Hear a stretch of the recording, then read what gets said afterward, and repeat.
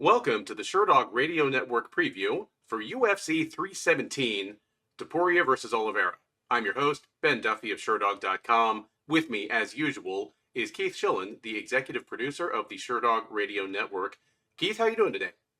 I'm doing great, man. International Fight Week. This is supposed to be the Super Bowl week for us. I'm doing good. I'm always excited to talk about fights. How you doing? I'm doing pretty well. Apologies to our friends, fans, listeners who may have expected a recap show after UFC Baku yesterday. It was a midday card, so Keith wasn't able to be on the recap.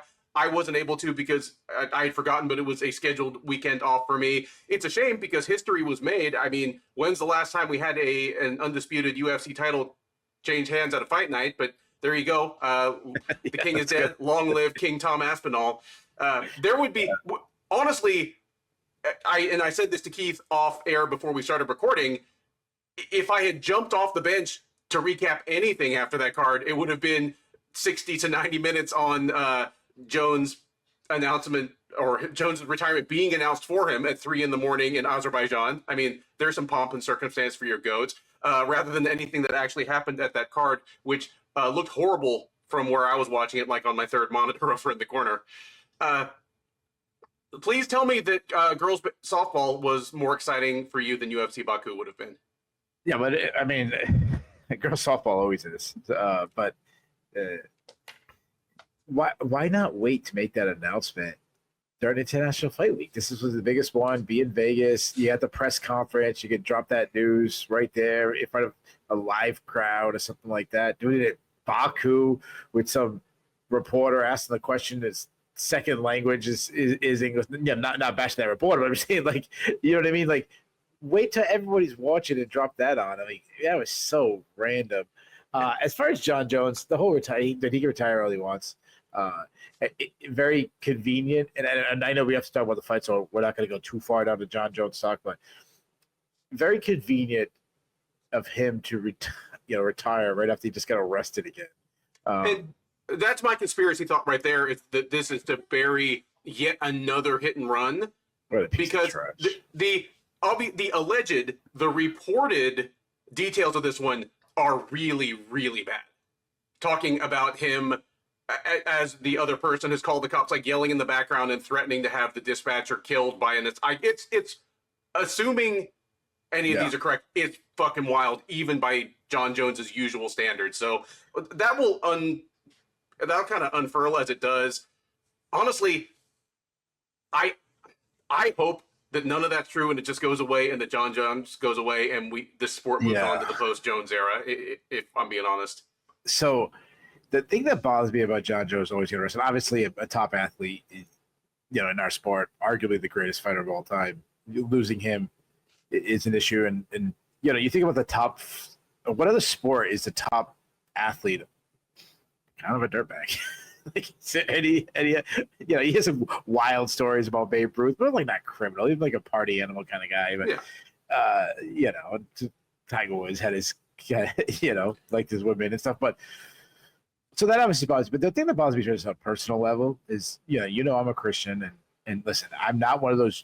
I really don't believe I'm one of these judgmental Christians. Like, I believe obviously we're all sinners saved by grace, and that's why we need Jesus, and we all make mistakes, and I'm not one of those think that everyone has to act like Ned Flanders. I get that.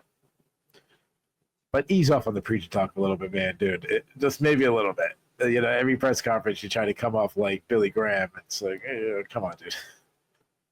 Yeah, and comes off more like 70s pro wrestler superstar Billy Graham, who was known for like doing coke and lots of women, and was kind of the Ric Flair before there was a Ric Flair, if anything. Yeah. So, yeah. Yeah, that's a good reference. I'll say this, and obviously, I don't think Jon Jones is scared of Tom Aspinall. I mean, the guy's fought the who's who his whole career. I'm not that, But it still looks bad. It always looks bad, and I think it's more of damaging his legacy more. Not that I think we got hurt. I think it's beat me. I think it's a 50-50 shot that Jon Jones wins that fight.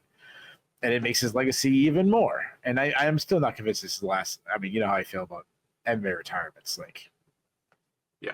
Yeah, I believe those as far as I can throw Jon Gun to my head right now, Jones has at least one more fight and at least one more arrest before he's really done with this sport. If you're asking me right now, but looking at where he is right now, like, and clearly the dude isn't in camp preparing for anything.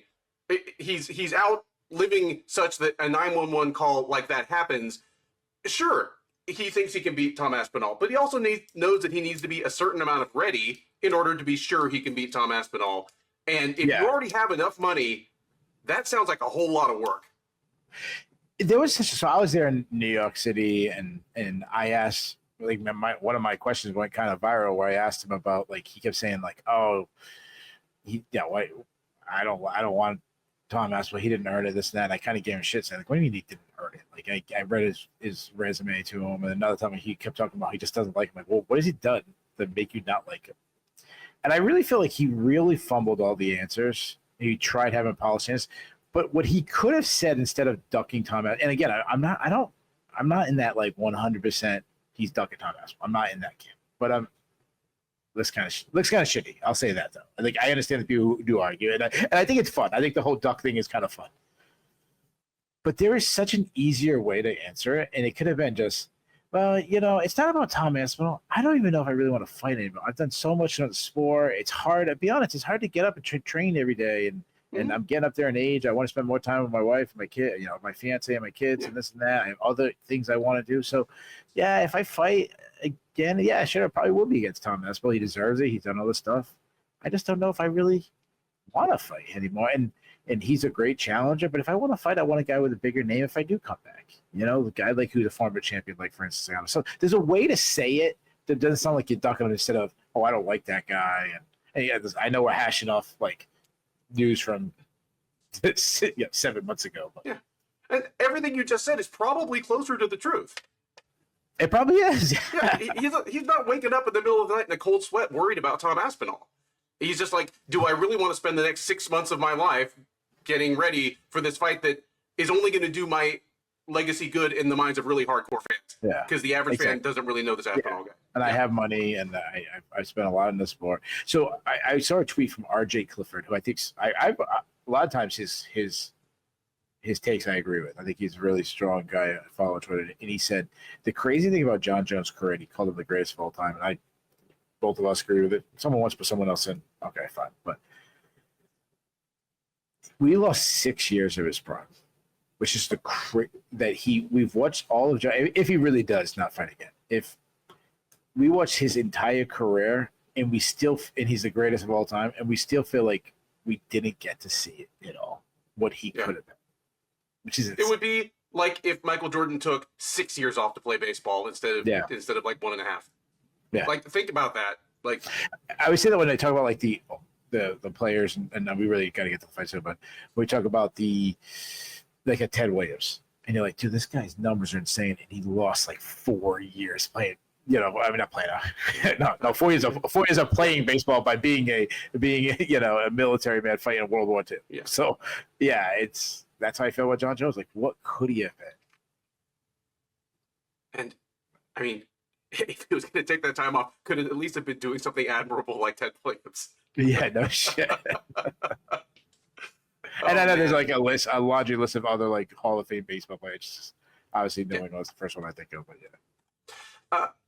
This card, 12 fights. As you mentioned, this is one of the tentpole events of the year. It's kind of this one, the traditional November Madison Square Garden card, and there's usually one huge card in the first quarter of the year that are the three tents that the UFC's big top kind of hangs on. This one, it has December gets a big card. Yeah. Sometimes. Yeah.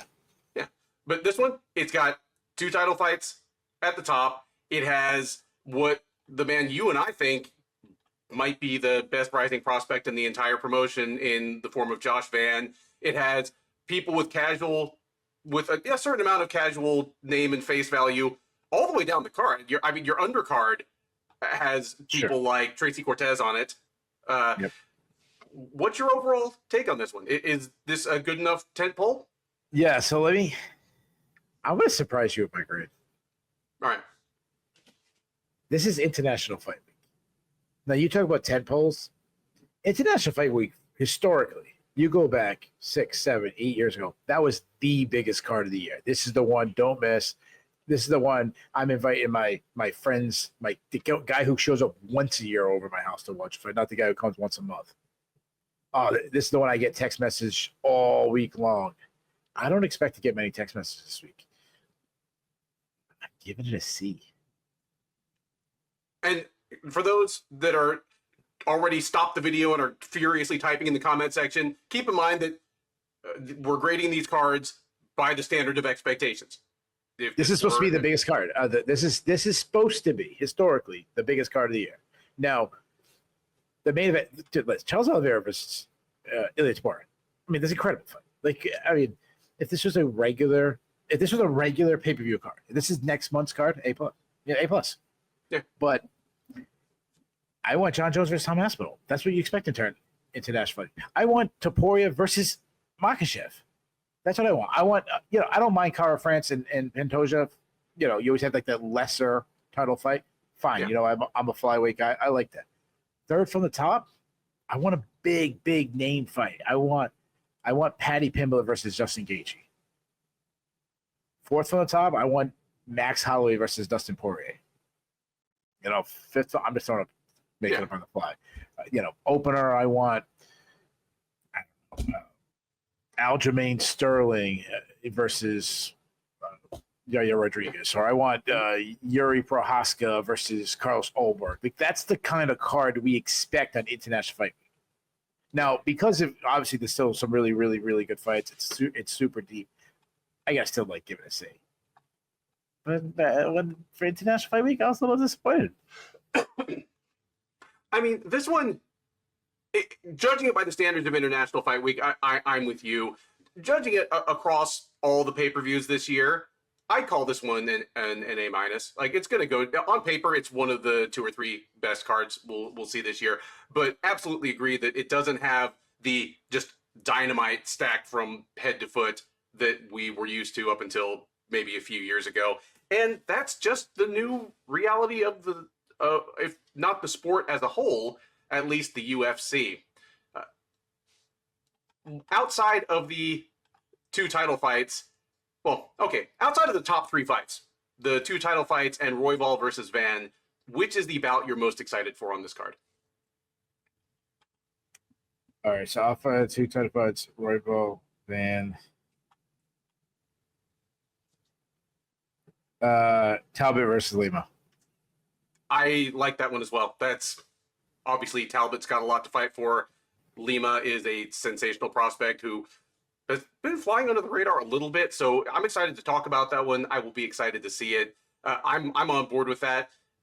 I like Amil Delgado too. Oh yeah, another one I'm excited to talk about.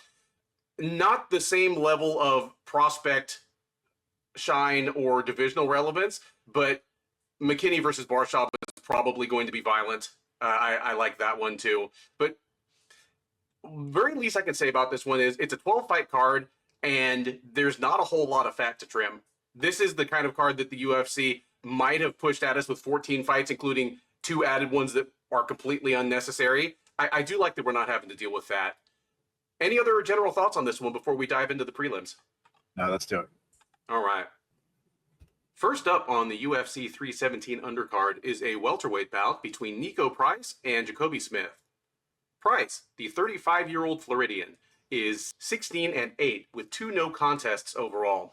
He's 8-8 with 2 no contests in the UFC.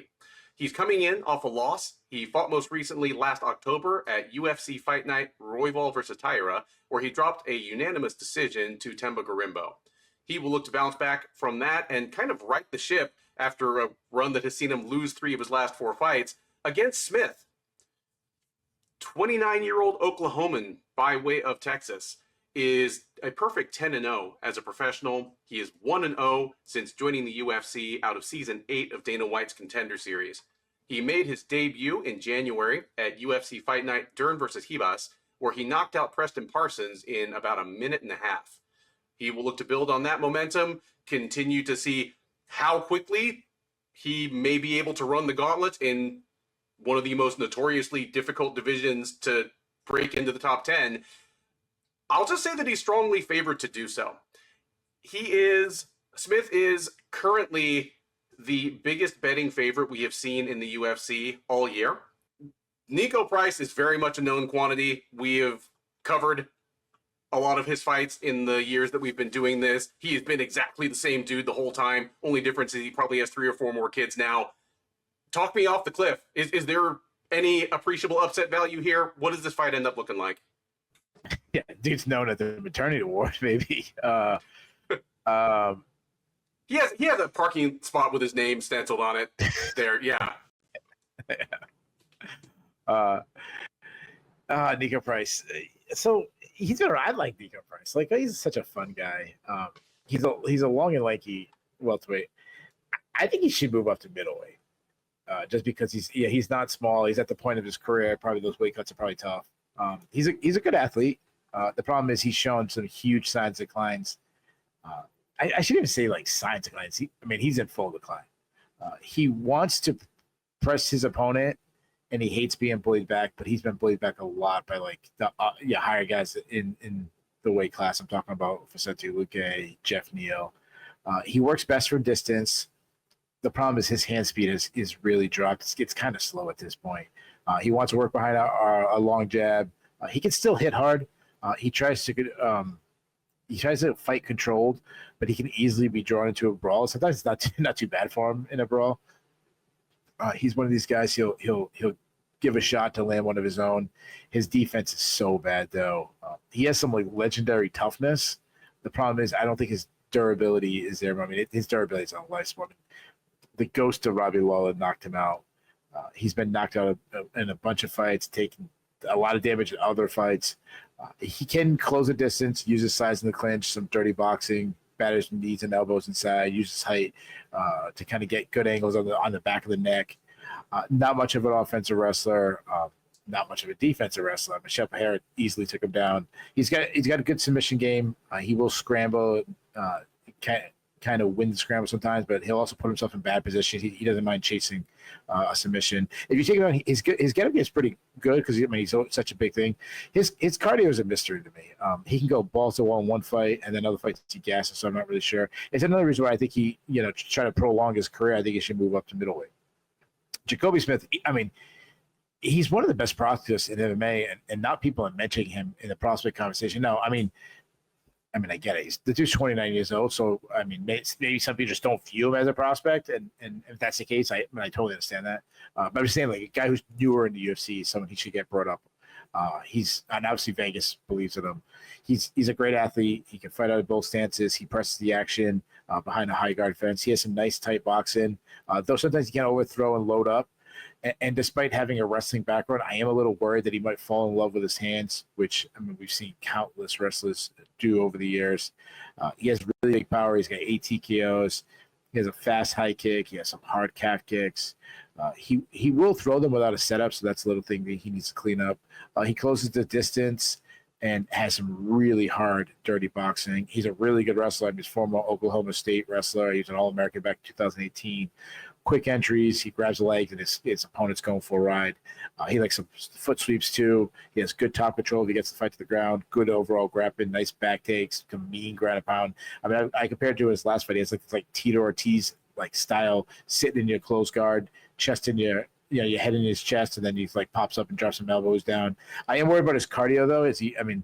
He fights at such a fast pace, and has a very explosive style, ends the fight quick. So I'm worried he'll get tired out, but.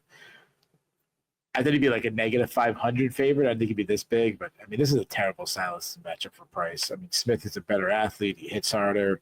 He might be the better striker at this point. He's obviously the better wrestler.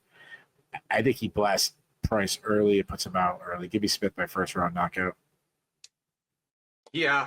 Anyone watching this who's watched one of our shows before has probably heard me go through this, but anytime there's a favorite this big, I do start from the opposite proposition. If the upset happens, what does it look like? Because there are sometimes, like, not all plus 600 or plus 350 underdogs are created equal. Sometimes you can see a clear route to the upset happening, and just the line is big because either people are wrong or just because it looks unlikely. But here, Niko Price, for a guy that has a lot of knockout wins, it's generally not, he's not a one-shot knockout artist. Even in his prime, he just won by being tough, throwing lots of volume, and just kind of wearing people down with just his arsenal of weird strikes. He's never been a one-shot killer. And even if he was, we haven't seen much from Smith to indicate that he's going to be susceptible to that kind of thing. He's not shown himself to be chinny.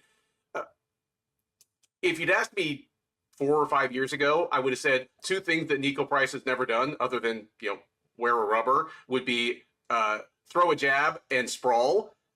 He will throw a jab from time to time now. It's part of his commitment to being a little bit more of a disciplined and conventional striker. I've still never seen the guy sprawl. He reacts to takedowns either just by trying to get his hips out and create a scramble rather than just land on his back, or slapping on a guillotine or front headlock.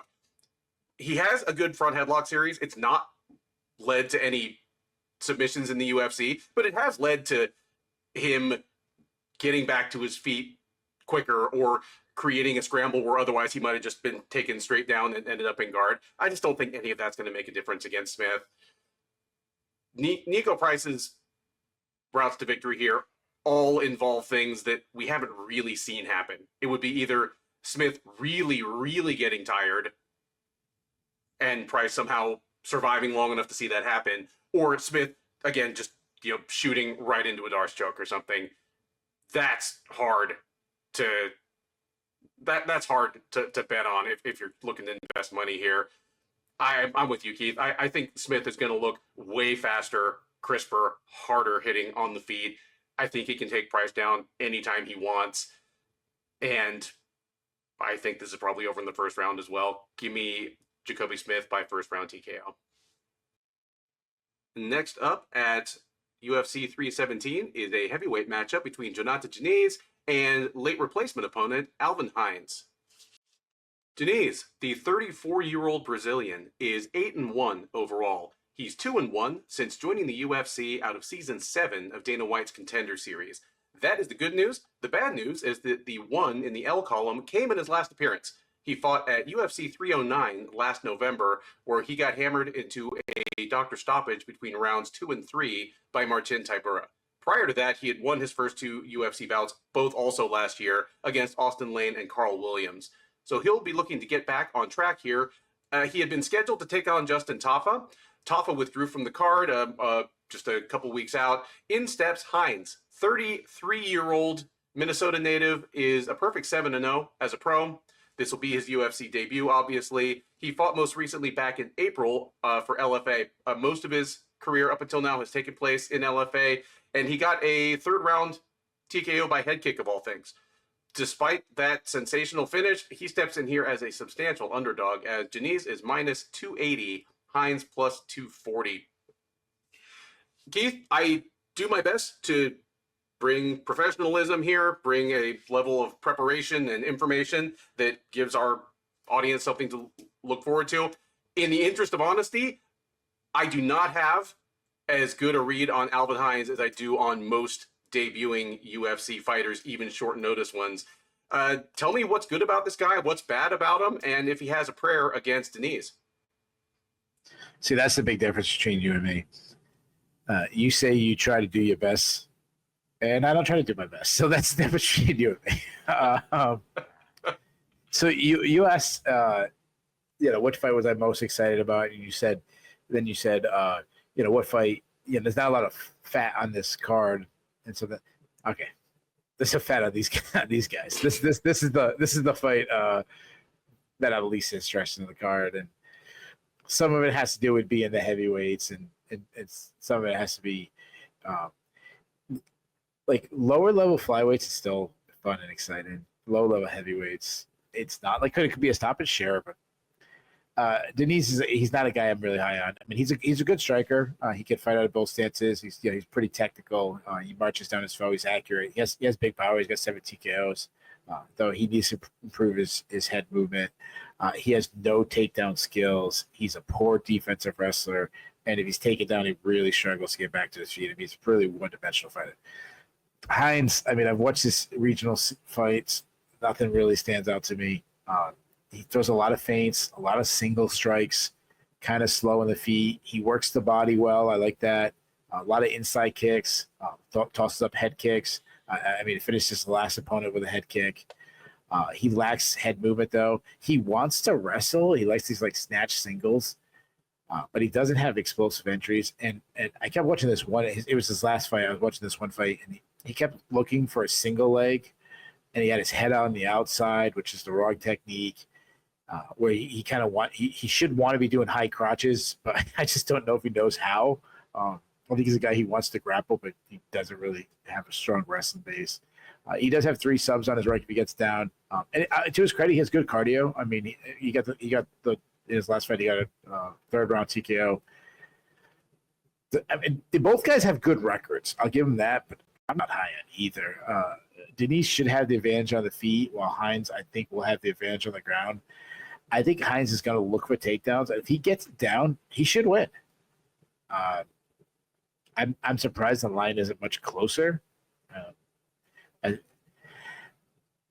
I'm still going to go with Diniz.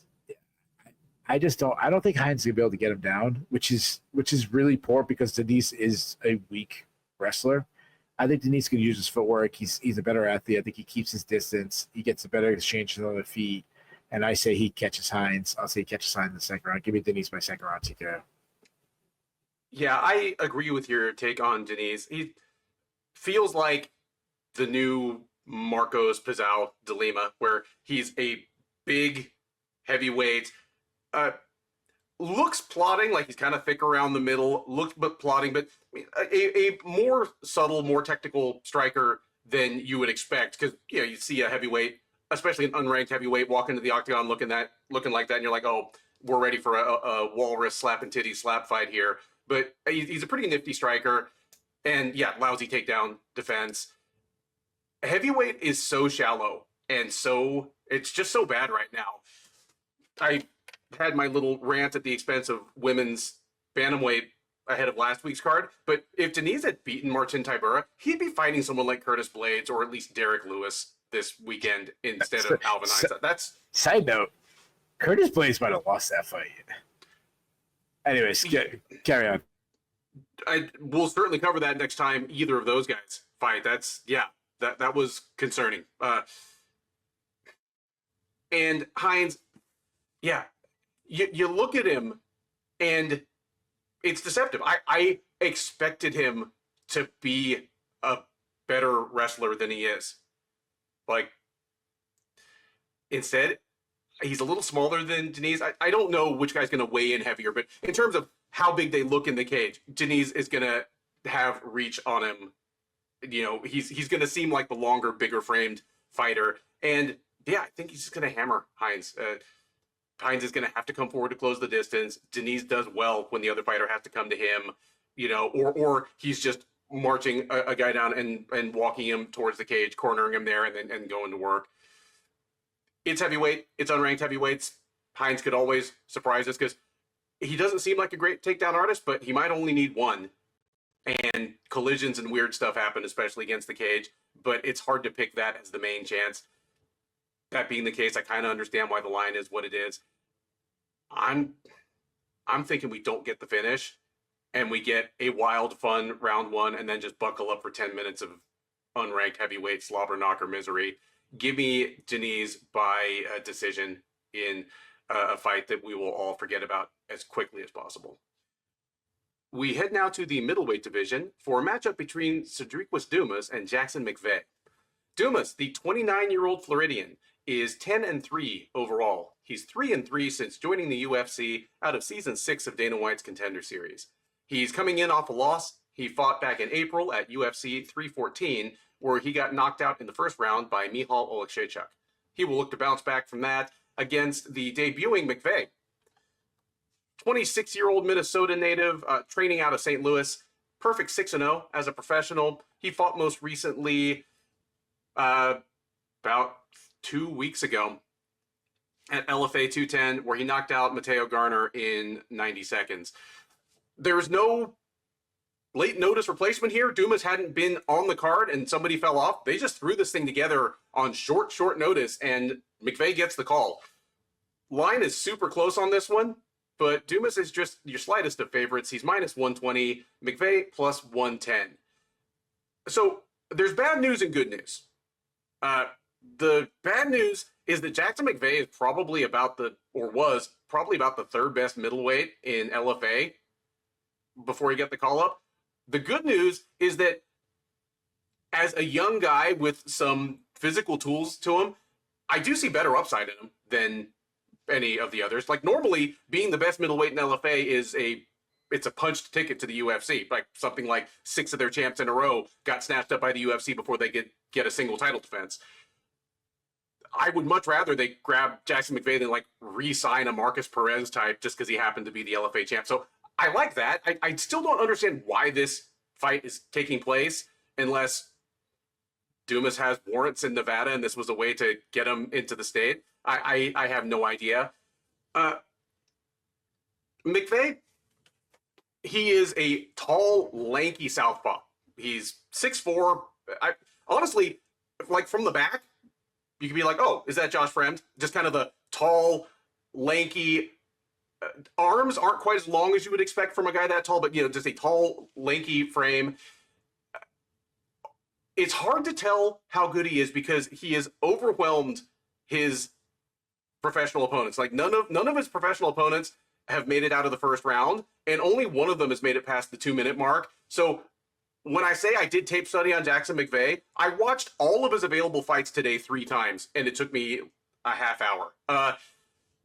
When you see a guy that dominant, especially against the level of competition he's been fighting, because he's been on LFA undercards. He had a couple fights in Shamrock FC, which is, Midwestern kind of, Missouri, Kansas City type promotion that's not the highest level show in that area. It's always, okay, is he blowing these guys away because he's that good or just because he's fighting people that don't know how to take care of themselves and shouldn't be fighting professionally? I'll say this. I make fun of some fighters on their way into the UFC for, you'll hear me say, this is what this fighter knows how to do, and then this is what they actually do when the cage door closes and the punches start flying. That's not always a drawback. On the prospect level, there's something to be said for fighters who know what they're good at, know what they want to do, and kind of have the will to go out and pursue that. And McVey knows exactly what he wants to do. He, back in September, got a Darce choke submission in like 30 seconds, and it was well executed. Just sprawled on a guy perfectly, slapped it on, and had it locked up before the guy knew what was happening to him. He has a great front headlock series. It's kind of his response to, honestly, it's his response to takedown attempts. It's also his response some of the times to people trying to clinch with him, because most people trying to clinch with him are a good bit shorter than he is. It's just I think it's real easy for him to get that arm over and start working for that. He likes walking his opponents into the cage. I think, I don't see him in training, obviously, but my guess is that is his response to often dealing with people who are faster than he is. He's not terribly fleet of foot. And so just marching them into the cage kind of nullifies that whole speed thing. It allows him to use his big frame for leverage. You have to go back to his amateur fights to see him actually lose. But the one bad loss I saw, he ended up on the bottom, kind of out of a scramble, and got pounded out quickly. That's something Dumas could definitely do to him. At this point, Sedriques Dumas is not the second coming of Alex Pereira or anything. Obviously, he fancies himself a kickboxer, but he's a decent middleweight striker. The best things about him are he has good kicks, good leg kicks. Those will probably work on McVey. And while he didn't come advertised as a wrestler, he seems to have a knack for coming out of collisions, having ended up on top. When he is on top, he has nasty ground and pound. This is a hard fight to pick because both of these guys are such unfinished products. There's every chance we're going to see a finish that involves something that we haven't really seen from either guy. But considering that Dumas, I think, has been guillotined twice already out of his 3 career losses, and McVey responds to people closing the distance by grabbing a front headlock. That's one obvious outcome. Obvious outcome number two is that from one of those clinches, Dumas lands on top and just pounds McVey out. Option number three is we end up with a kind of ho-hum, middle distance, mid-speed striking battle where Dumas wins at least 2 rounds out of 3 by just kind of chopping away at McVey's legs, using his reach advantage to his best advantage. Because while both these guys are 6'4" or 6'3", Dumas is the one who's going to come across as the longer fighter in the cage.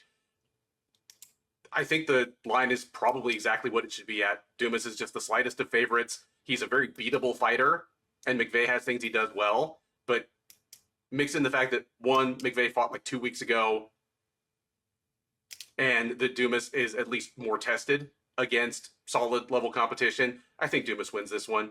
These guys were to fight again in a year, might be a very different story, but give me Dumas by second round TKO. I think he just, if you press me on it, he goes to work on McVey's legs right away, makes the speed differential between the two just even more glaring as they go along.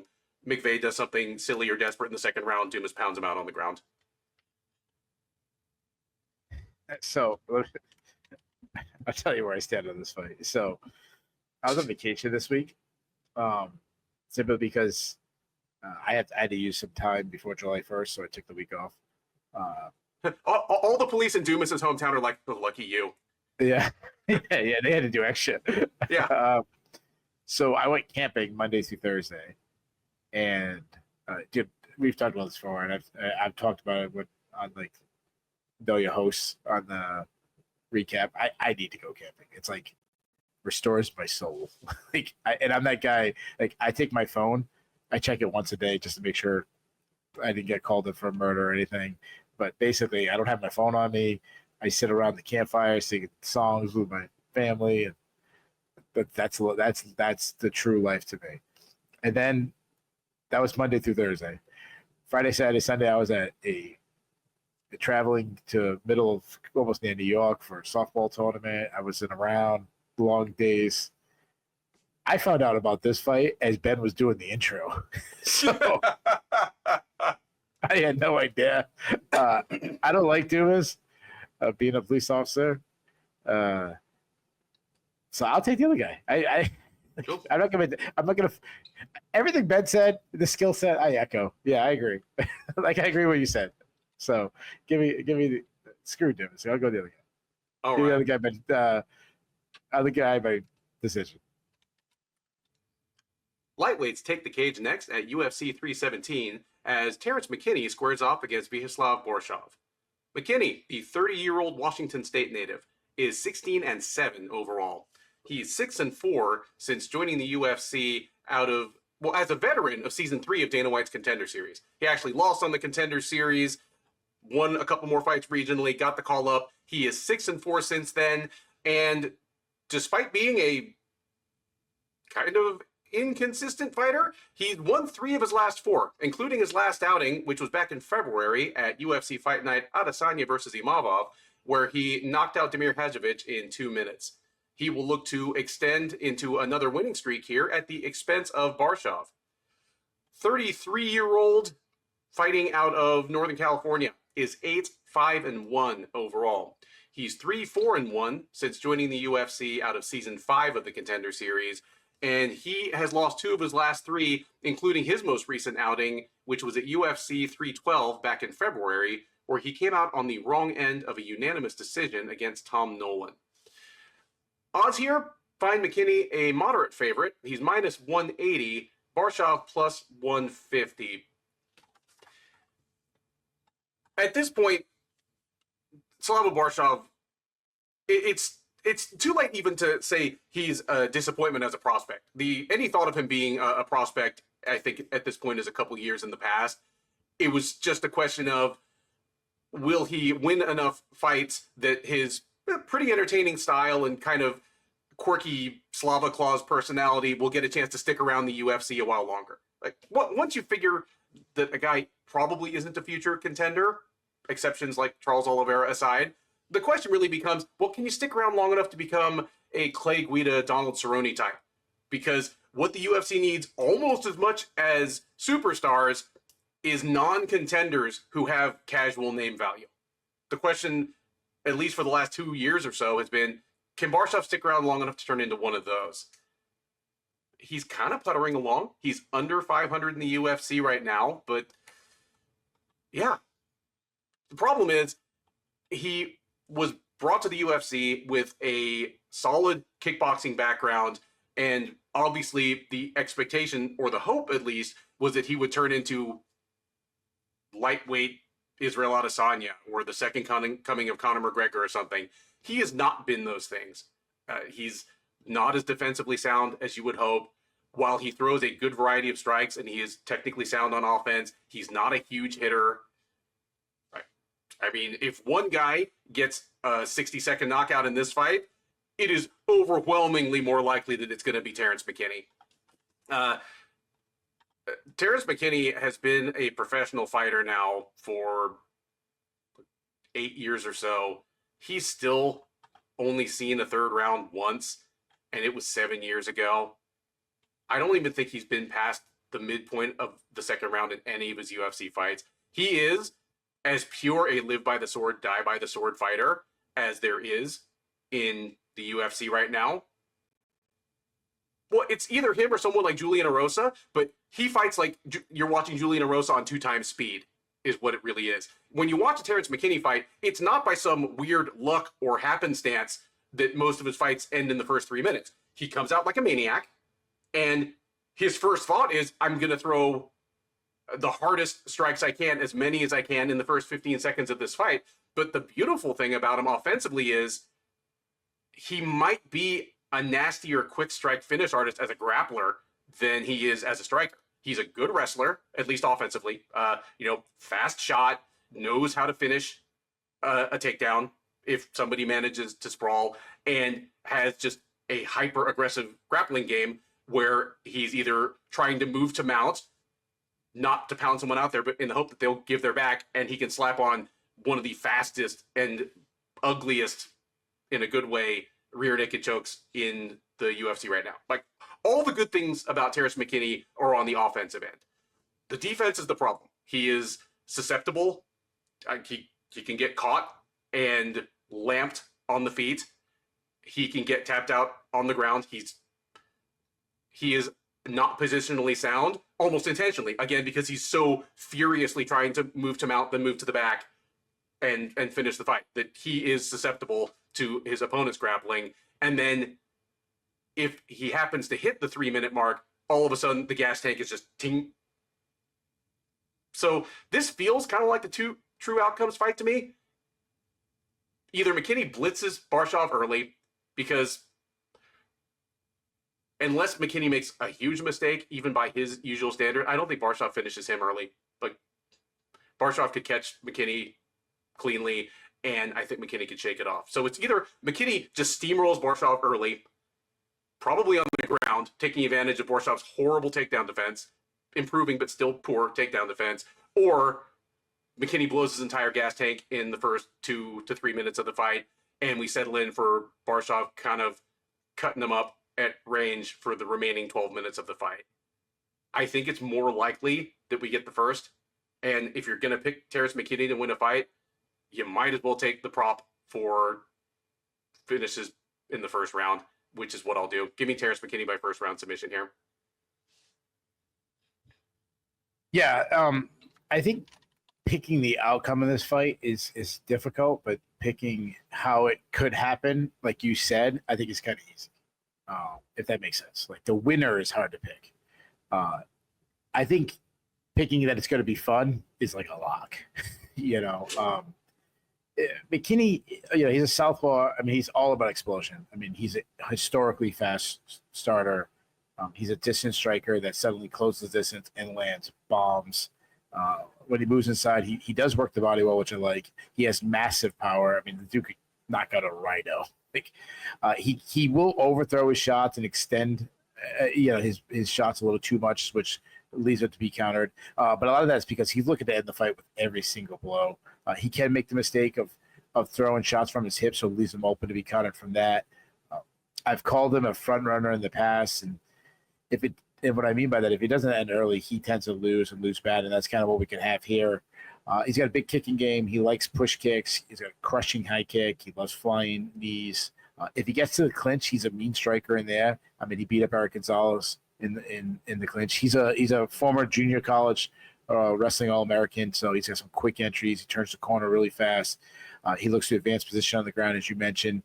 Got some really mean ground and pound. He actually is a submission. He's got 7 subs on his record. Daddy, would you say something? No, I was just agreeing. Oh, sorry. So he quickly subbed Eric Gonzalez.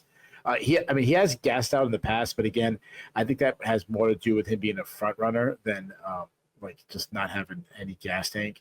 You do have to worry about his chin, and he's been knocked out a bunch in the past. I mean, he was knocked out dead with a high kick by Esteban Rivovich. Even when he doesn't get knocked out, he doesn't really react well to strikes. Borshchev, I mean, he is a decorated striker. He's a K1 kickboxing champion. Means absolutely nothing to me. The more decorated kickboxers they are sometimes, and this I know Alex Bahana and Sure. Israel Adesanya, but how many K1 kickboxers come in and just get knocked out? It's a different sport. He can fight at both stances. He does fight like a Muay Thai striker. He kind of stands tall in front of his opponents. He has quick hands. He's very explosive. He's accurate. Nice crisp jab. Follows some hard hooks. Does work the body well. I mean, I go back to it's a while ago with the Dakota Bush fight is where he really worked him in the body, smashed him. He's good at slipping his head off the center line and then counter his own shots. Surprisingly good pocket boxer. I think he has more power than you get across. I think he has some nice power. I totally agree with what you said. If someone gets a 30-second knockout, I bet on McKinney. He throws a lot of kicks, hard kicks to the body, great calf kicks. You mentioned his durability is a little shaky though. He was hurt bad by Nazim Sedriques. He was dropped by a punch by Chase Hooper, which if you went back years ago and said that of these two guys, you'd think that'd be shocking. He's also open to calf kicks. I mean, Chris Duncan dropped him with a calf kick. He has no offensive wrestling skills despite training with Team Alpha Male. He's got terrible defense. Mark Diakese took him down 11 times. Mike Davis took him down times. Now, both those guys are really good wrestlers, but still.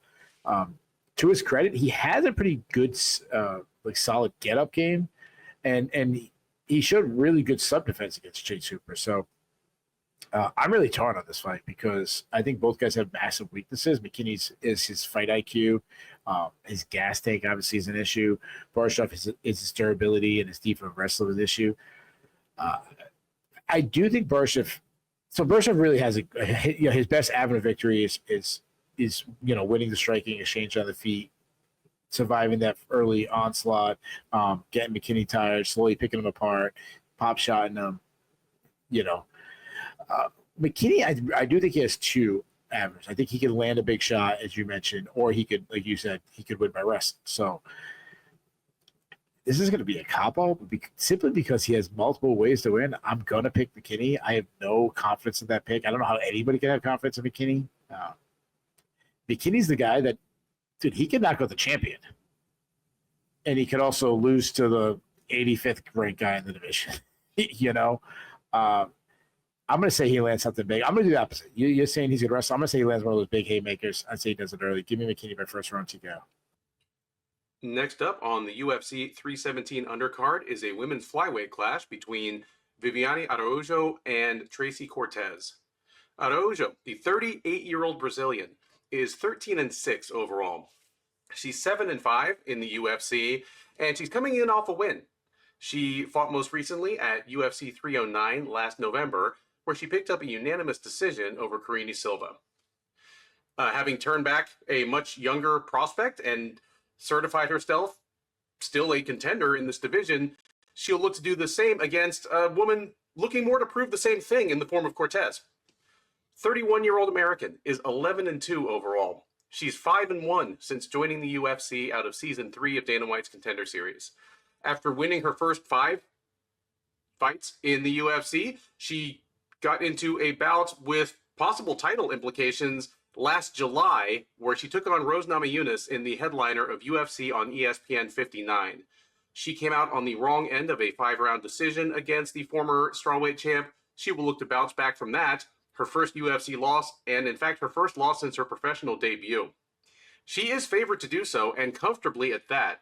Cortez is minus 240, Araujo plus 200.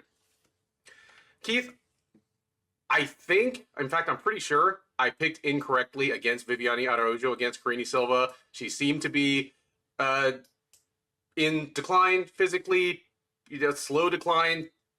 I thought, yeah, give me the rising contender over the aging contender. Araujo turned back the clock a little bit, not as startlingly as someone like Kamaru Usman did recently, but Araujo she's still got something. Does she have enough to get past Tracy Cortez? Tell me how you think this fight plays out and who you think wins. So one of the things I like about this card is, and I really do think a lot of the fights are hard to pick, and I think this one's up there. I think the line is crazy. I think it should be much closer. But this... Okay, just real quick. I'm with you, because this is what I would have thought the line would have been if Araujo had lost to Karine Silva. Exactly. Yeah, that's a good point. Yeah, like it's a very similar fight. Like not necessarily style, but like same kind of situation where it's like the younger, the one that the UFC wants to win versus the girl who's kind of like on her way out. Tracy Cortez, I mean, she's a well-rounded fighter. I really don't feel like I have a good read on it. She can be a little plodding on her feet. She has high volume. I'm not really sure about her hand speed. She looked really fast against Jasmine Jasovicius, but then she looked really slow against Rose Namajunas. So I really don't know where she stands. She works behind a crisp jab, nice variety in her strikes. She likes to follow up in the pocket and unload with some power shots. She has some pop in her hands. She has a big kicking game, though she'll have to throw a lot of naked leg kicks. She has some defensive issues. She lacks head movement. She's constantly like pressing forward, and because of that, she eats a lot of shots coming in. Her best position is where she kind of bully her opponents. She'll close the distance, battle the clinch. Like she likes to get inside. She's good inside. She has some really good dirty boxing. She wrestles a lot. She's got good entries, but overall, I think her wrestling is over. I don't want to say grossly overrated. I use that word, but I think it is overrated. She's good at winning scrambles if she starts one. She's got some nice top pressure. She's a submission threat. She likes guillotine chokes and like kind of like head chokes, darts chokes, stuff like that. She showed great submission defense against Melissa Gatto in their fight. She used to be a weak defensive wrestler, but her takedown defense was on point against Jasmine Jasovicius. That's a win that has really aged well too. If put against her back, she struggles to get back up though.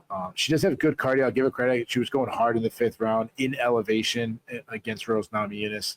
Araujo, I feel the same way that I feel about Cortez. I don't feel like at this point I have a good read. I thought she was in full decline, and then she looked good in the last fight. She's very athletic. She's elusive, good footwork. She's a counter striker. She just feints well to set up her counter attacks. She's got fast hands, does a lot of body work, like her kicks. She targets the calves.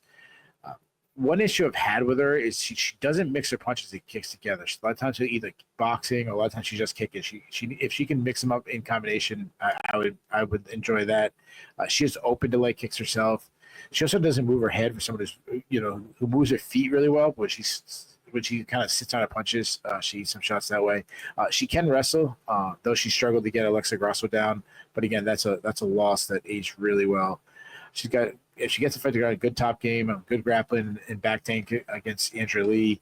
I am worried about her gas tank, and she's gassed out in the past, and I'm also just worried that she's declined at her age. So as far as prediction goes, I think it's maybe that I haven't given up on Araujo as a lot of people have, and I'm not as high on Cortez as others. Like I know some people that thought like she could be a champion one day. I never viewed her that way. I kind of feel like she's kind of hit her ceiling already. I'm torn. I mean, I actually do think Araujo has more weapons. I think she's faster. I think she's got a better kicking game. The one difference is I think one thing about Cortez is she's an intelligent fighter. I think she gets the best of her ability, even though I think her ability is a little limited. But she'll close the distance. She'll grind in the clinch. She like embraces that kind of battle. And I think that'll be different. I think she's going to close this out. She's going to wear on her opponent. I think she might get a takedown here and there. I think it's going to be close, but I'll say Cortez from those little things. No confidence in my pick, man. I'll go Cortez split decision. Yeah, I like I like the take there. If you look at Araujo, and she's 7-5 in the UFC, and on the one hand, on paper, mathematically, that doesn't sound that impressive, but it's more of a testament to what the state of the division was when she joined, because she came in just a little ahead of that young crop of, Blanchfield, Cortez, Mononfiore. And so she's one of those people that was basically thrust into top 10 matchups immediately.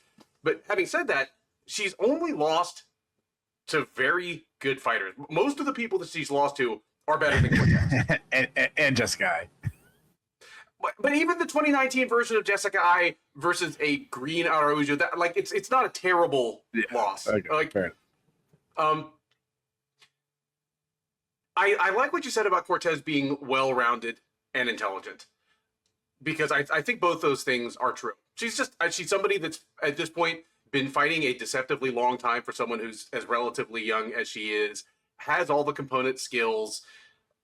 She's not much of a finisher at the UFC level. In fact, I'm pretty sure she has no finishes in the UFC.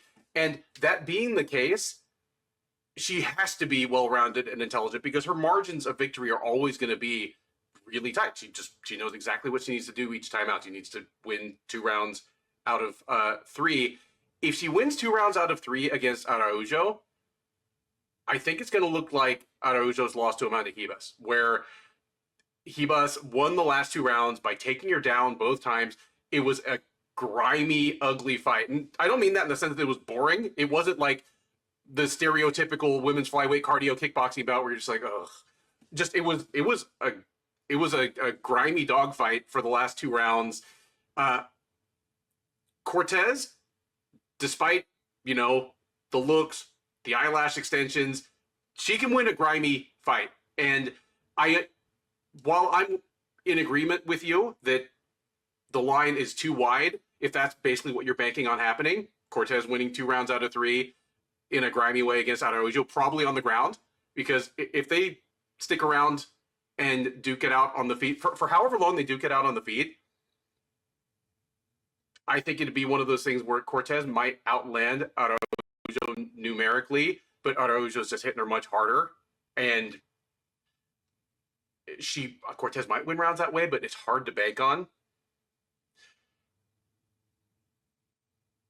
I was leaning Araujo before I started really digging into this one. I was surprised to see the line was what it is, and I'm going with the upset here. I was wrong about Araujo in her last fight. And yeah, that was, 4 or 6 months ago, whatever it was. And Araujo is now closer to 39 than to 38, but she looked fine physically. And this is definitely the kind of fight that could end up in a split decision with a couple of individually hard to score rounds. But give me Araujo to win 2 rounds out of 3. I do kind of see the splitter coming here, or one of those decisions where it's 29-28 all around for Araujo, but the judges don't actually agree on any of the individual 3 rounds. It could be one of those. But yeah, one of the closest fights on the card in the cage, if not on the books. Give me Araujo in what is actually a pretty substantial upset. Second from the top of the undercard at UFC 317 is a 145-pound matchup between Hyder Amil and Jose Delgado. Amil, the 35-year-old Californian, is a perfect 11-0 as a professional mixed martial artist. He's a perfect 3-0 since joining the UFC a little under 2 years ago as a winner on Season 7 of Dana White's Contender Series. He's already fought once this year, taking a split decision from William Gomez at UFC Fight Night Kopp versus Almabayev back in March. He will look to go 12-0 as a pro, 4-0 in the UFC, certify himself a continued pleasant surprise late bloomer in this division at the expense of Delgado. 27-year-old Arizonan is 9-1 as a pro. He's 1-0 since joining the UFC out of Season 8 of the Contender Series. He fought on the Contender Series last August, knocked out Ernie Juarez, came in February at UFC Fight Night Cannonier versus Rodrigues, and knocked out Connor Matthews in the first round. He obviously looking to build on substantial momentum as well. He has been undefeated for 2.5 years at this point, and he is a moderate favorite. Delgado is minus 170, Amil plus 145. Hyder Amil, at this point, I mean, he's 11-0. He's looked good. He's proven that he can knock people the hell out, and he can win kind of nip-tuck decisions when he doesn't find that chin. I'll say the same thing that got me shit on really hard 18 months ago. It's hard to get excited about a fighter with this few fights who's already in his mid-30s, but he can still make a lot of noise with whatever time he's got. I think of people that have dropped into the UFC kind of older than you would want for their experience level and got some fantastic highlights, made a lot of money, and become memorable fan favorites. Like, I think of people like Marcus Davis, like Houston Alexander, guys like that. Amil is already well along that track. As you would expect of a guy that's the head striking coach at Scrap Pack, or whatever Gilbert Melendez's team is called at the moment. If this was just a reaction video to his fights, I'd say Hyder Amil is crispy, and I'd leave it at that. But no, he is a sharp Muay Thai striker, keeps things nice and tight, fast hands, hard hitter, hard kicks. I mean, he fights like a Muay Thai instructor, like you would expect. Just technically sound, and he is a good enough athlete that there's a lot of mustard on those shots. Again, he's looked good so far, and he's done everything you would want, except maybe show what it looks like when he takes on a guy that's really, really determined to take him down. That's kind of the last thing. And I mean, that's what you're going to say about any striker that goes 3-0 in their first 3 UFC fights. Well, let's see what it looks like when somebody really, really tries to take him down. But I mean, he fought someone in William Gomez who's younger, much longer, and a solid technical striker himself. And he more than held his own. He lamped Jung Yong Lee and Fernie Garcia. I was a little surprised to find him this big an underdog to Delgado, even though I think Delgado is a solid prospect, and obviously as the one who's 8 years younger, the one with far more upside, he's naturally bigger, he's much younger. But I honestly figured Amil was going to be a slight favorite, and I come in complaining that the line was off because Emil's undefeated and Delgado isn't. Instead, Delgado's a comfortable favorite. I think we're going to see what I just alluded to us not having seen, because Delgado has multiple demonstrable ways to win this fight. He's a good striker with kind of good reach, solid power. He's also comfortable on the ground. But I like Amil in this fight, man.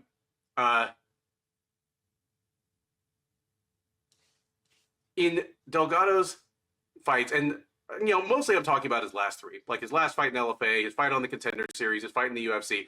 One, they were all over pretty quickly. Only one of them made it to the second round, and we haven't really had to see Delgado go to his plan B. He's just been faster, generally bigger, and a better striker than his last 3 opponents, and he's kind of overwhelmed them. I don't think he's going to be able to overwhelm Amil, and I don't know what he's going to do when he fails to. Earlier in his career, he was a willing and reasonably solid wrestler. If he goes to that against Amil, that's what I really want to see here. Again, when I watch fights, guys, I want to learn things. I want to learn about these fighters. I want to learn who's the better fighter tonight, who has the best chance of being the better fighter a year from now.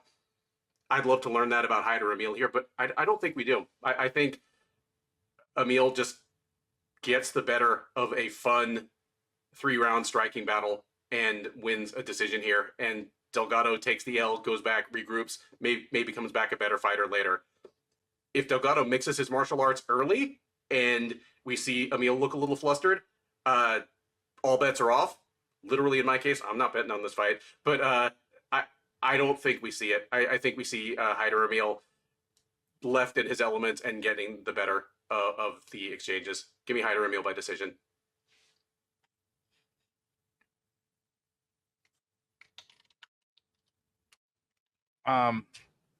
This is one of the fights I'm really intrigued by.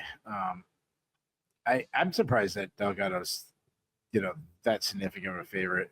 I like both guys. I mean, I think both guys have so far looked really good in the UFC. I mean, Hyder Amil is like, yeah, I understand he's 35 years old, but I mean, this is the quietest guy who's undefeated in the UFC, and like not just has an undefeated record, but like has won in the UFC. Like he's won 3 fights. He looked great in all of them. He's a very I shouldn't say great in all of them, but no, yeah, actually I say pretty good in all of them. He's a very aggressive striker, nonstop action, high volume. I mean, go back to the Ji Young Lee fight where I think it was like a 38 punch combination he landed on him. It was incredible. Dude fights like a madman. He just balls to the wall as soon as he go. And that doesn't mean he isn't a good striker. So I don't want to be like, I'm not saying he is just like, he's not technical. It's like he can fight a bull stance. He is technically just like when he sees an opening, he goes for it. He does hang his hands a little low, but he loves to slide in the pocket, get inside, land big shots. He works the body well. He's got big power. He's a big guy. He can close the distance and beat up his opponent in the clinch. He isn't a wrestler. Like I wouldn't call him a wrestler, but he can sneak in a takedown. He's a weaker defensive wrestler, and some of that has to do with the way he defends takedowns. He'll look like for Kimuras and stuff. But if you take him down, he's big and strong. He gets right back up to his feet. He isn't a bad grappler at all. If he's on top, he will. His grappling is a lot similar to his striking. Like he's aggressive. He's rushing for submission attempts and stuff. Lose position, trying to get a submission. So that's something that I think as he advances in the UFC and hopefully gets a little bit more fast track based on his age, he'll control himself a little bit more.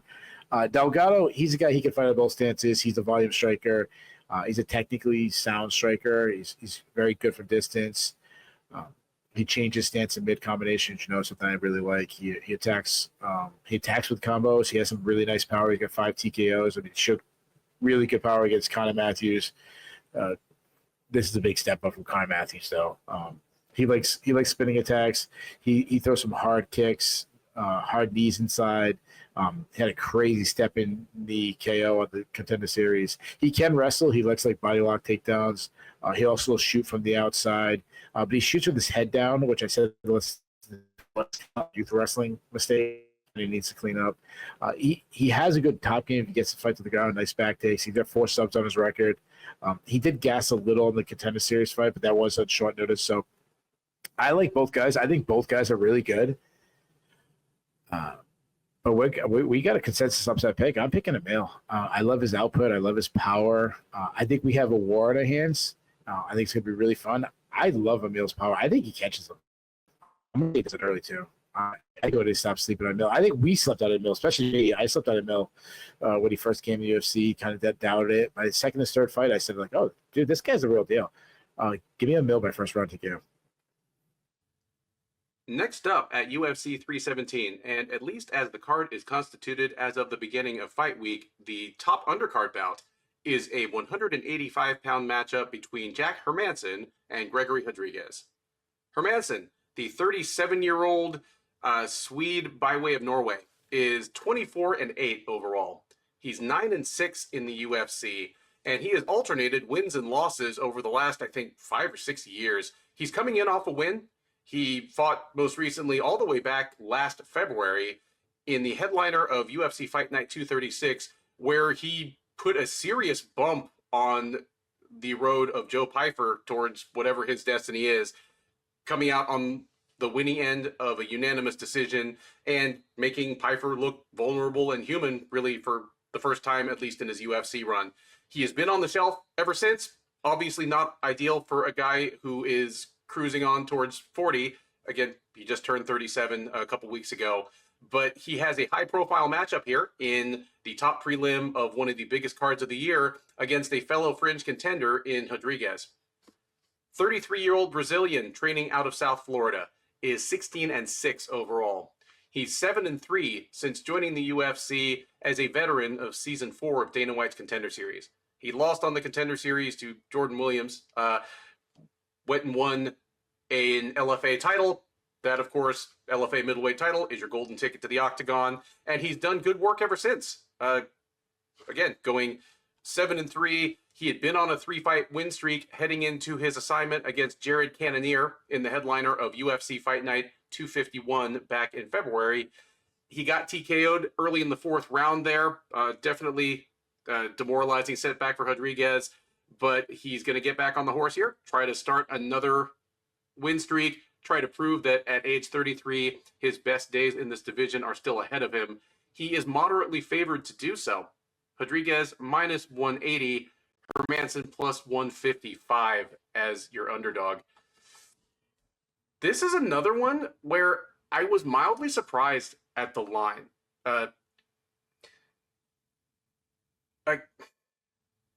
I feel as though both of these guys are pretty known quantities at this point. Rodrigues came to the UFC not super old for a prospect, but he was like, if he wasn't already 30, he was like 29 and on the verge of 30. He just looked old. He looks 50. But you know, he came with a known skill set. You know, he's a good wrestler and top position grappler. He's an effective wrestler. I would say he's more strong, athletic, effective than really technical. And if I'm honest, a bit of a sloppy striker who gets away with it because he has so much power, and I think just a lot of his opponents are terrified of him, especially early on. More composed opponents started to expose the flaws in Rodrigues' striking, but still, just by being that big, that strong, and willing to try to put your hands on the other guy's chin, you can make a lot of hay in the UFC. And Hermansson, one of the better technical wrestlers in the division, doesn't present as a super great athlete, but I think he's a little more nimble than he gets credit for. He is a technically solid striker who nonetheless has gotten clipped by guys that I don't think are as technical as him, just because they have like faster hand speed, better power. Hermansson is about as smart and crafty as they come in this division. I'm surprised the line is what it is, and I think this is my 3rd upset pick in a row. But I like Hermansson here. I don't think it's a given that Rodrigues is going to be the more effective wrestler. So if Rodrigues wants this thing on the ground, I don't know if he necessarily gets it there. If Hermansson wants it on the ground, I think he can get it there. And if they just duke it out on the feet, it's just a matter of whether Hermansson can keep Rodrigues at bay, not get clipped with a big shot, just kind of control the range, the rhythm. That prospect makes me nervous. But if Hermansson takes Rodrigues down, I think that's bad news for Rodrigues. He doesn't especially like being put on his back. He doesn't like when the other guy is pressing the wrestling against him. And while he is I'm sure he's physically stronger than Hermansson. I'm sure his bench press and his squat are both twice what Hermansson's are. His gas tank is also a little iffy. Like, it's not terrible, but it's not great. And I think Hermansson's is pretty damn good. If this were a 5-round fight, I'd have Hermansson all day. But even in a 3-round fight, I feel like Hermansson is the safer pick here, even though, again, he's a moderate underdog. Give me Jack Hermansson to win the decision here, probably by winning rounds 2 and 3. I'll look real silly on this recap if Rodrigues clocks him on the feet, follows him to the ground, and pounds him out in 90 seconds. But if that doesn't happen, I like Hermansson in this one by decision. This is a really intriguing fight. So that's what I say with like the card. I didn't give it lower grade because it's deep. Like, these guys that they can headline. This fight can headline a fight night card. I mean, they obviously both have, especially Hermansson has headlined a lot of fights in the UFC. They both headlined in their last fight. Yeah. Yeah. So there you go. Yeah. Hermansson, he's a minus athlete, which likely keeps him from being like a championship material guy. But I mean, you got to give him credit. Like, he's been able to rise this high in the rankings that he's been, without the athleticism that naturally kind of hinders him. But he makes up for it by being like super intelligent. He usually gives himself the best chance of winning, despite not always being the most talented fighter. He's a builder. His output picks up when his opponent starts to fade. He can keep the pressure on his opponent if that's the game you got, or he can also kind of stick and move and kind of get in like a plotting fighter to try to chase him and land. He's good technically. He's got good footwork. He's good at landing strikes and then getting out of the pocket before getting tagged. He's good at changing up his rhythm, so it's hard to time him. He kind of just touches and then unloads when there's an opening. Works behind a nice jab. He keeps everything tight. His boxing's real tight. A lot of variety in striking. He doesn't like overreach or anything like that. He does lack power. That's another thing that probably has kept him from being really high in when I say like obviously he's rated like a top 15 guy, but I mean like a top 5, top 3 guy. He has a big kicking game. I like his calf kicks. He likes those Jon Jones oblique kicks. Durability has been a little bit of an issue. I mean, he's been hurt a lot.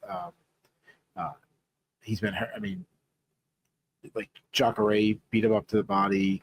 Chris Curtis did work on him in the body, so that's an area that you can target. And those are fights that he looked good. Jacobe also had success that when he forced Hermansson on his back foot. Sean Strickland beat him up with a Chris jab. He's a very underrated wrestler, as you kind of mentioned. He's a very good grappler, good top control. I mean, he out-grappled Talis Leites, Jacare, Edmund Shabazian, at times Marvin Vittori. He's got 6 subs on his record, so he's a well-rounded guy. Now, Rodrigues, he's a huge middleweight. The guy looks like he's heavyweight. You mentioned he came in just being a grappler, but his striking has become very good. I mean, he's a pressure striker. He has high output, faster hands that I kind of credited him with. He's accurate. He throws some tight, hard, short shots. He gets in the pocket and he lands big power punches, throws kind of straight shots down the pipe. If he gets a chance, he will open up and throw some massive hooks, which he tends to telegraph sometimes by loading up too much. But he hits hard. I mean, he's a guy who's willing to eat a shot to land one of his big ones himself. He's also a good wrestler. He likes like body lock takedowns, but he can also just blast double through the hips. Though sometimes I've said this before, he'll kind of just duck his head and kind of reach, he can grab your legs, and if he does, he's so physically strong, you probably go for a ride. If he gets to the fight to the ground, he is very good. He's got a hard ground and pound. He is a submission artist, though he is willing to lose position sometimes to get a submission. A concern, though, and you mentioned it, and if it was a 5-round fight, I'd be all over Jack Hermansson. Gas tank is a major issue. I mean, he came out against Jack Cannon and looked fantastic in the first round. He was rocking him. It looked like he might get a stoppage, and then he looked like he got hit with a tranquilizer in the second round. So, I think it's a hard fight to pick. You kind of have the minus athlete with like the great skills, and then you have like the great athlete with like kind of like the raw skills. So. Such a contrast in styles. I'm very torn. I think Rodrigues lands some hard strikes early. I think he fades, similar to the Cannon fight. I'm going to say he fades after the second. And I think Hermansson starts taking over late. Like you said, if this was 5 rounds, I feel much better about Hermansson's chances. I definitely would pick him. But because of that, I'm giving it to Rodrigues. I'm going to say Rodrigues bangs 2 rounds, holds on to not get finished in the third, and Rodrigues wins the decision. The 5-fight main card of UFC 317 begins with a 135-pound men's prospect delight between Payton Talbott and Felipe Lima. Talbott, the 26-year-old Nevada native, is 9-1 as a professional. He's 3-1 since joining the UFC out of Season 7 of Dana White's Contender Series. That's the good news. The bad news is that the 1 was in his last appearance. One of the hottest prospects in the entire promotion came into UFC 311 back in January, comfortably favored to get it done against a seemingly fading man 10 years his senior in Hani Barcelos, but it was instead Barcelos who put on a performance of the night. I don't know whether we got a check for it, but one of the most impressive performances of the night, really kind of putting it on Talbott and sending the undefeated striker back to the drawing board. He went back to the drawing board. He's going to come back and try to get back into the W column against Lima. 27-year-old Brazilian by way of Sweden. It's a kind of an interesting setup, but 27 years old, 14-1 overall. He's on a 14-fight win streak since losing his professional debut. He's 2-0 since joining the UFC about a year ago. He debuted last June at UFC on ABC, Whitaker versus Alaskarov, where he tapped out Muhammadjan Naimov in the third round.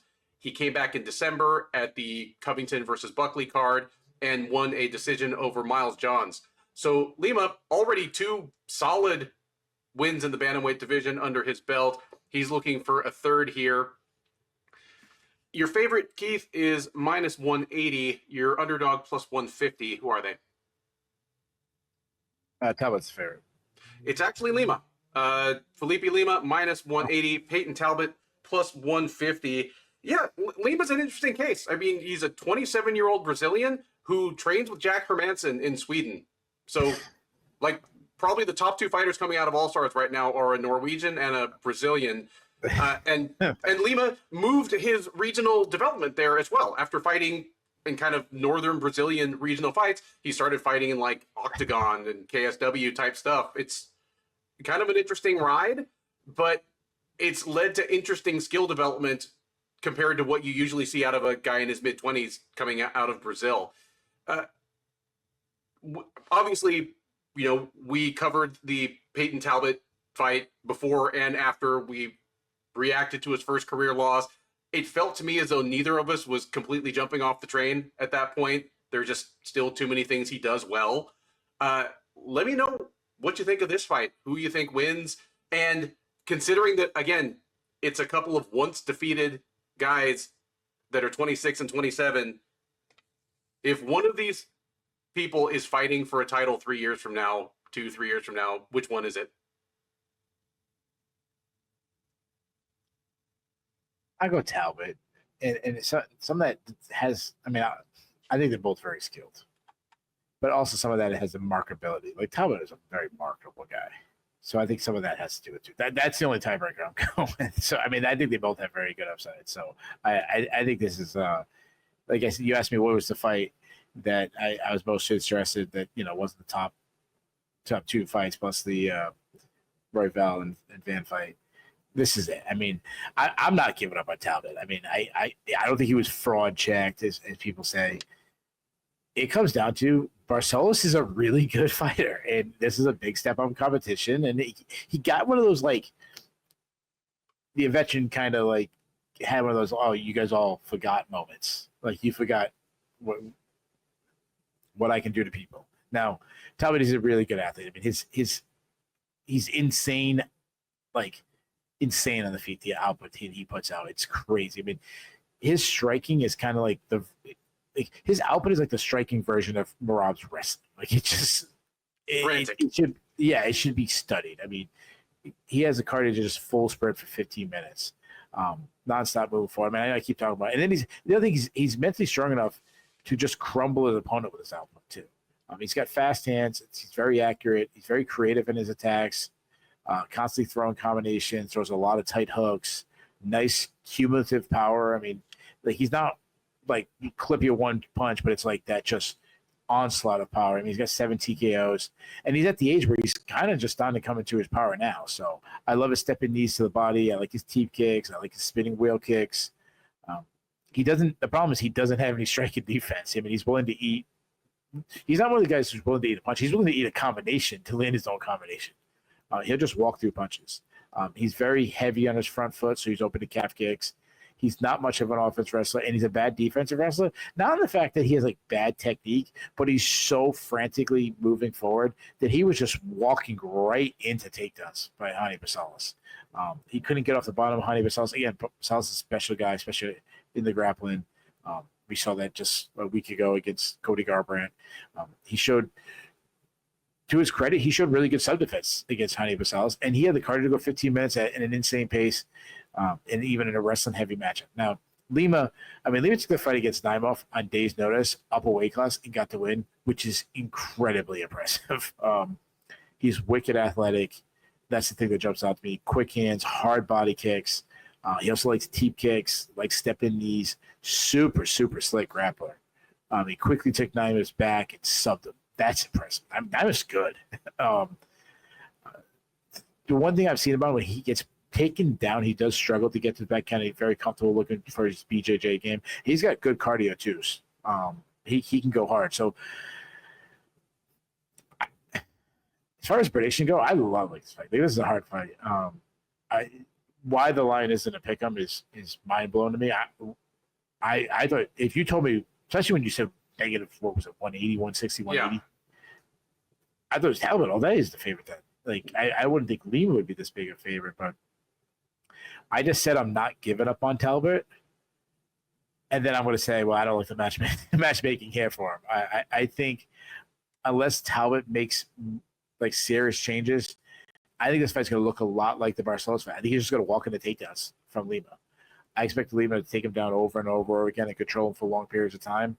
He might get the submission. I was impressed with Talbot's submission defense and mindset not to panic against Barcelos. So I'll say Lima wins by decision. And even then, I'm still not giving up on Talbot. But give me I thought I was taking an upset. So we just talked off air, and I said, oh, I got a pretty good upset I'm taking. But I'm taking the favorite. Give me Lima. Yeah, not much to add here. I agree with your take all down the line.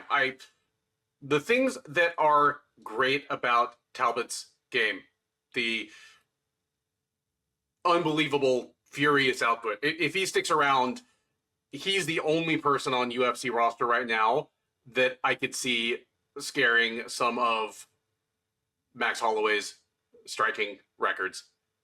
Like, the problem is he's trying to get it all in one fight.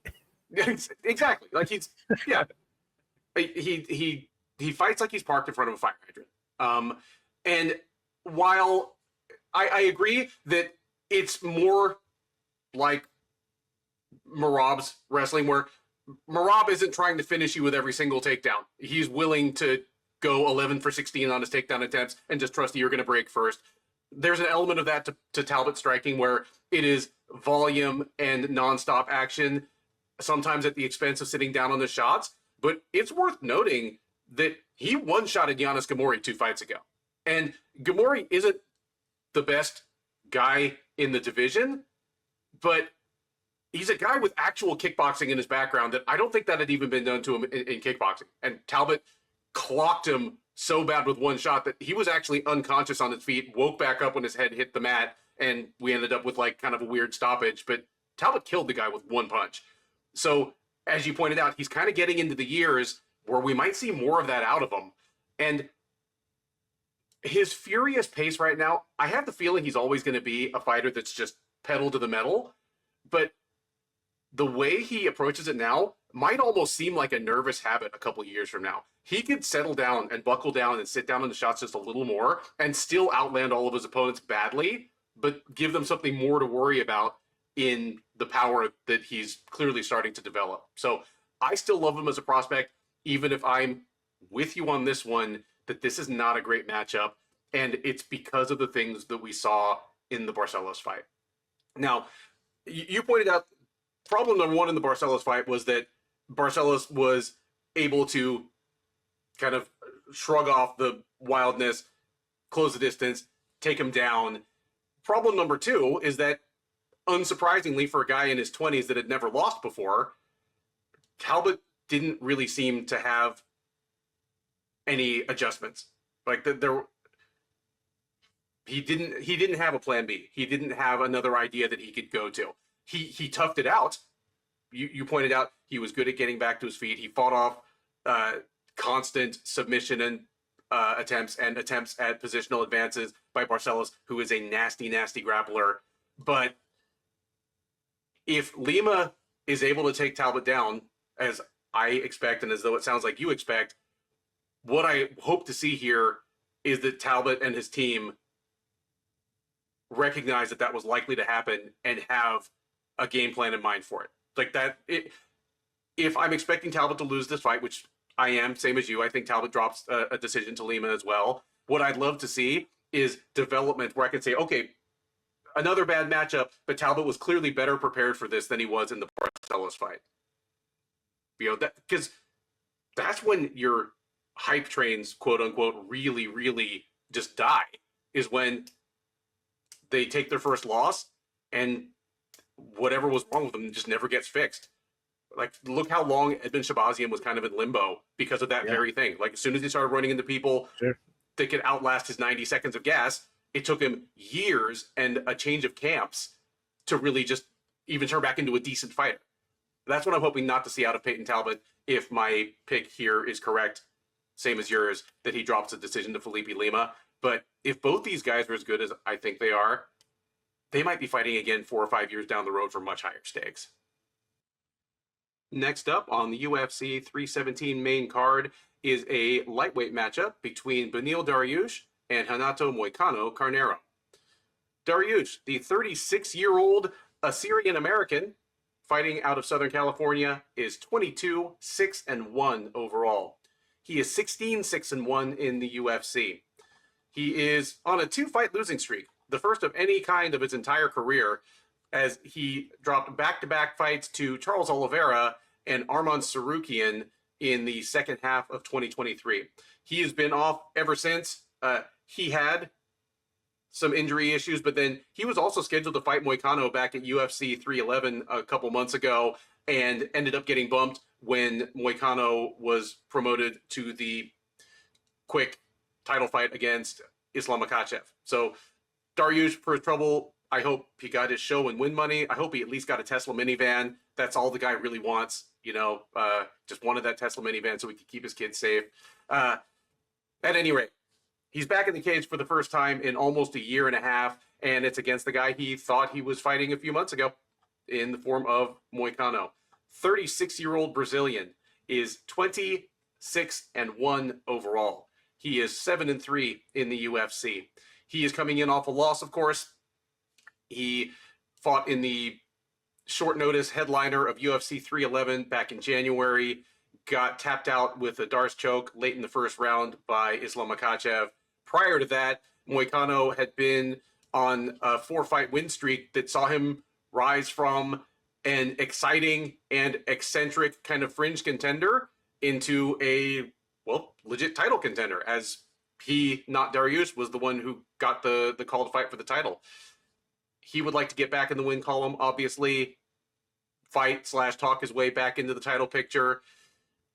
Your favorite in this one, Keith, is minus 145. Your underdog plus 120. Who are they? Trying to think because we already previewed this, and I'm trying to think who was the favorite then.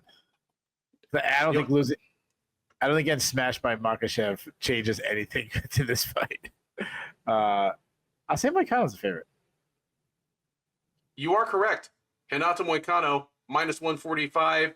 Beneil Dariush plus 120. And give me just a sec. I'm going to see what the odds were back then. Okay. I didn't change it. I'm reading my notes from last time. I'm just say it. I didn't change a single thing. If not for the fact that one of them has had a fight since then, I would just plug the footage back in. No, I get it. Yeah. None of that, but like the main event. For what it's worth, the line has tightened up a little bit. Back in January, Moicano was nearly a 2-1 favorite. He was like minus 180, minus 175. Now it's down to minus 140 or minus 145. So I don't know if some of the bettors saw Makhachev do things and were thinking, oh, Beneil Dariush could do that same thing. Yeah. I don't know if I think that, but tell me what you think about this fight. I don't think anybody else on planet Earth could do what Makhachev does to humans. So other than maybe his head coach or... And his head coach ain't doing it to lightweights. You've seen that man recently. Well, he's doing it to lightweights, just not sanctioned fights. Yeah, I mean, but Khabib looks like he ate Hezbollah last year. Yeah. Oh, jeez. The as far as high level fights, this is a fight I'm not really interested in. Obviously, I'm interested. I'm watching it, but I mean, it's not what I'm super excited about. Nothing changed to me than when we previewed this. What was it? 3, 4, 5 months ago, whatever it was. Yeah, 5. Yeah. 5 months ago. I mean, other than Moicano taking a little bit more damage against Makhachev in a fight that nobody gave him a prayer at. So I'm just going to read my same notes I before. Moicano's a well-rounded fighter. He's a kickboxer on the feet. He's kind of a hold your ground type striker. He's got good boxing, nice crisp jab, likes the point fight from distance, has some pop in his hands, good calf kicks. I bring it up because a million years ago, but like if you want to see his calf kicks when it's on point, we go back to the Calvin Kattar fight. Like he won that fight just with calf kicks, but he doesn't throw them enough anymore. He has been hurt a lot in the past. I mean, he was knocked out by Jose Aldo, by the Korean side, by Rafael Fiziev. He took a lot of damage to RDA, Jalen Turner. Obviously, he just got smoked by Islam Makhachev. He's a solid wrestler for like a BJJ practitioner, to take that what it's worth. But he's a very good grappler. He got some great back takes. He's got smothering top control. He's got mean ground and pound. He has 10 submissions on his record, but he struggled to put him on his back. Now, Dariush, he's a southpaw. He's a high output fighter, constantly moving forward with no regard to what's getting thrown back. And then he's got really good power. He kind of wings this overhand left, mean kicks to the body. He loves a high kick against orthodox fighters. He loves stepping knees. I mean, he was hitting with 2 Scamorot with that, which is pretty incredible. And a win that aged really well. What has also held him back is defensive issues. He keeps his chin really high in the air. He doesn't move his head. And I also don't know if he has a chin anymore. I mean, he's a guy, he was willing to eat a shot to land a shot. I don't know if he can do that anymore. He is open to leg kicks due to his really long legs. Now, he's a big dude, a big physically strong guy. When you think of like strong guys, you don't think of Dariush, but he is. I mean, he loves to close the distance, battle chest to chest. I've compared it before to like a prime Kamaru Usman, where his best position is chest to chest. I mean, he batters Scott Holtzman decent side. For a BJ, I'm saying the same for a BJJ guy. He's a really good wrestler too. I mean, he showed phenomenal takedown defense against Batu Scamorot. He obviously his grappling is elite. I mean, he's a multi-time no-gi world champion. Incredible top game, great back takes. His scrambles at Gamorot was awesome. Doesn't rush submission. He's got 8 subs. So I said back in the day, like Moicano was this like fun guy, and I understand why he was the one who got bumped to the title shot because of his personality and everything. But I didn't like the matchmaking because I'm like, why? What does he gain by beating Dariush? Because he was like, the fun guy, and then to me, everything Dariush had everything to win, and at this point, it was really nothing to lose. If I said this before, if they were both in their prime, and that's a big major, I would feel very confident picking Dariush. And the question to me is whether they're still in their prime. Dariush losses have come to like mega studs. I mean, Charles Oliveira and Armin Tsarukyan. His recent losses. Moicano's more technical on the feet, and he's definitely the more defensive sound fight. But Dariush is the harder striker. Both guys are phenomenal grapplers, but Dariush is bigger. He's the better wrestler. I think he closes the distance. I think he looks to wrestle. I think he turns this to a grappling match. I think he gets takedowns. I think he wins the grappling match. Give me Dariush by decision and an upset. All right. Keith picked Dariush in the moderate upset back in January. He's still picking Dariush to pull the still upset, if a little less pronounced, in June. So, obviously, we've been doing the show for a while. We have previewed a good number of Renato Moicano fights.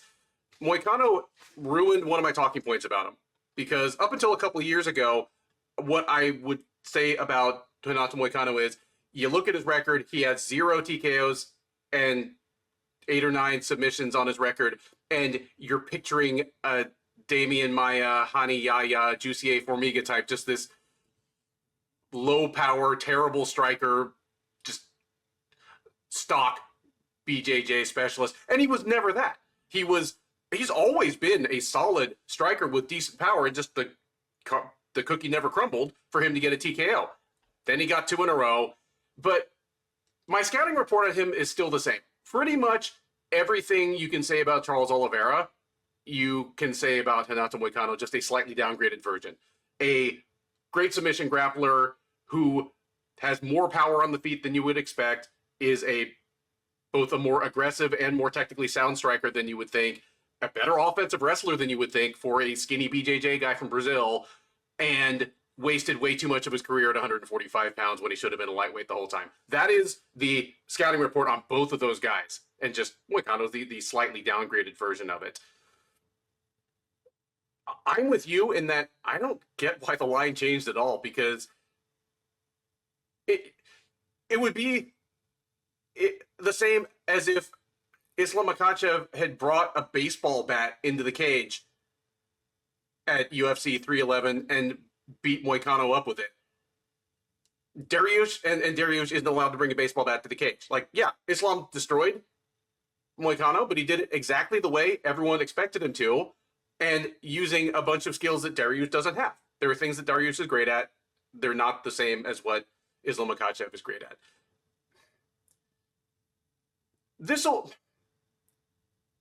I picked Moicano in January. I'm still picking Moicano now. And the thing is, I see the fight a lot similar to you. I think Dariush can take Moicano down, and if he does, Dariush on top and Moicano on bottom is not a good combination for Moicano. Like, you said that he struggles on his back. I understand what you mean by that, but if anything, he should struggle more on his back, because one of his problems is that he's too comfortable down there. And it's hard to win MMA fights from your back, especially against a bigger, stronger, decorated grappler like Beneil Dariush. So if Moicano gets taken down, that's not good news. He needs to do something other than, throw his legs up and try to armbar a, 3-time no-gi world champ. On the feet, I think it's danger zone for Dariush. I am a little concerned about his chin. Even in his early UFC run, he got lamped by a couple of people. Alexander Hernandez, the worst thing that ever happened to him was knocking out Beneil Dariush in like a minute. And that has not gotten better. You mentioned that Dariush is a hard hitter. He's a dangerous offensive striker, but doesn't have great defense on the feet. I think Moicano's gonna catch him on the feet, probably hit him a lot. I don't think he's gonna one-shot him, but I think he's gonna hurt Dariush over and over again. I believe I picked Moicano by 3rd round TKO just through like an accumulation of damage. I'm still going with that. Yeah, this is one of the harder fights on the card to pick, just because their strengths and weaknesses line up so perfectly against each other. But something's got to give. We're going to have disagreement here. I think Moicano hurts Dariush on the feet. Dariush doesn't get takedowns early enough or often enough to win the fight that way. So yeah, give me Moicano by 3rd round TKO again. Third from the top at UFC 317 is a men's flyweight contenders matchup between Brandon Royval and short notice replacement opponent Josh Van. Royval, the 32-year-old Colorado native, is 17-7 overall. He's 7-3 since joining the UFC as the former LFA flyweight champ, a run that saw him challenge for the UFC flyweight title, coming up short against Alexandre Pantoja. But he's on a 2-fight win streak since his last loss to Pantoja, comprising both of his cage appearances of last year. He took a split decision over Brandon Moreno in the headliner of UFC Fight Night 237 last February, then came back in October and in the headliner of UFC Fight Night 244 picked up a split decision over super prospect Tatsuro Taira. He had been scheduled to take on Manel Kape on Saturday in a fight that was the obvious source of replacement opponents if the men's flyweight title fight needed one. Kape was forced out, and in on less than 3 weeks' notice steps Van. 23-year-old from Myanmar through or by way of Houston is 14-2 overall. He's 7-1 in the UFC, and he's on a 4-fight win streak. He got knocked out in the 3rd round by Charles Johnson almost exactly a year ago, and he basically responded by trying to get that loss off the front screen of his SureDog Fight Finder page as quickly as possible, because this will be his 5th fight in less than 12 months since then. He has wins over Edgar Jairez, Cody Durden, Ray Saruya, and most recently, again, just on June 7th at UFC 316, Bruno Silva, whom he knocked out in the 3rd round. So he grabs the brass ring here, steps from prospect to contender in a fight with immediate title implications if he should get past Royval. Keith, this one is a near pick'em, but we actually have the slightest favorite. One of these fighters is minus 110. The other one is plus 100. Who are they? Wow, Vegas giving my boy Van some respect. I'll give Royval as a favorite. You are correct. Royval is the favorite. He's minus 110, Van plus 100. But again, we're recording this on June 22nd. This fight was announced on June 9th. Those odds took a little while to coalesce as the 15 or 20 main sports books all look at each other and see where the money's coming in. Van was the favorite on more of them than not in the day or two after the fight was announced. Now it's kind of solidified, and there are some sites where it's a pick 'em, but there are none where Van is a favorite right now. So Royval is your favorite, but it's as close as it gets. You are on record as saying Josh Van is a future champ. I'm on record as saying that would not shock me in the least, and he is at the very least a future longtime title contender. If he gets past Brandon Royval on Saturday, he might be a flyweight title challenger by the end of this calendar year. He's not even 24 years old yet. Let me correct you. He might be fighting for the title next. And I'll tell you why. Who else is there if Pantoja wins? Yeah. He's beating everybody else. Yeah.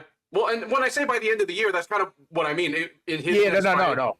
Yeah. Yeah, that's true. Okay, that's fair. I just mean like he might not be fighting another guy first. I'm with you.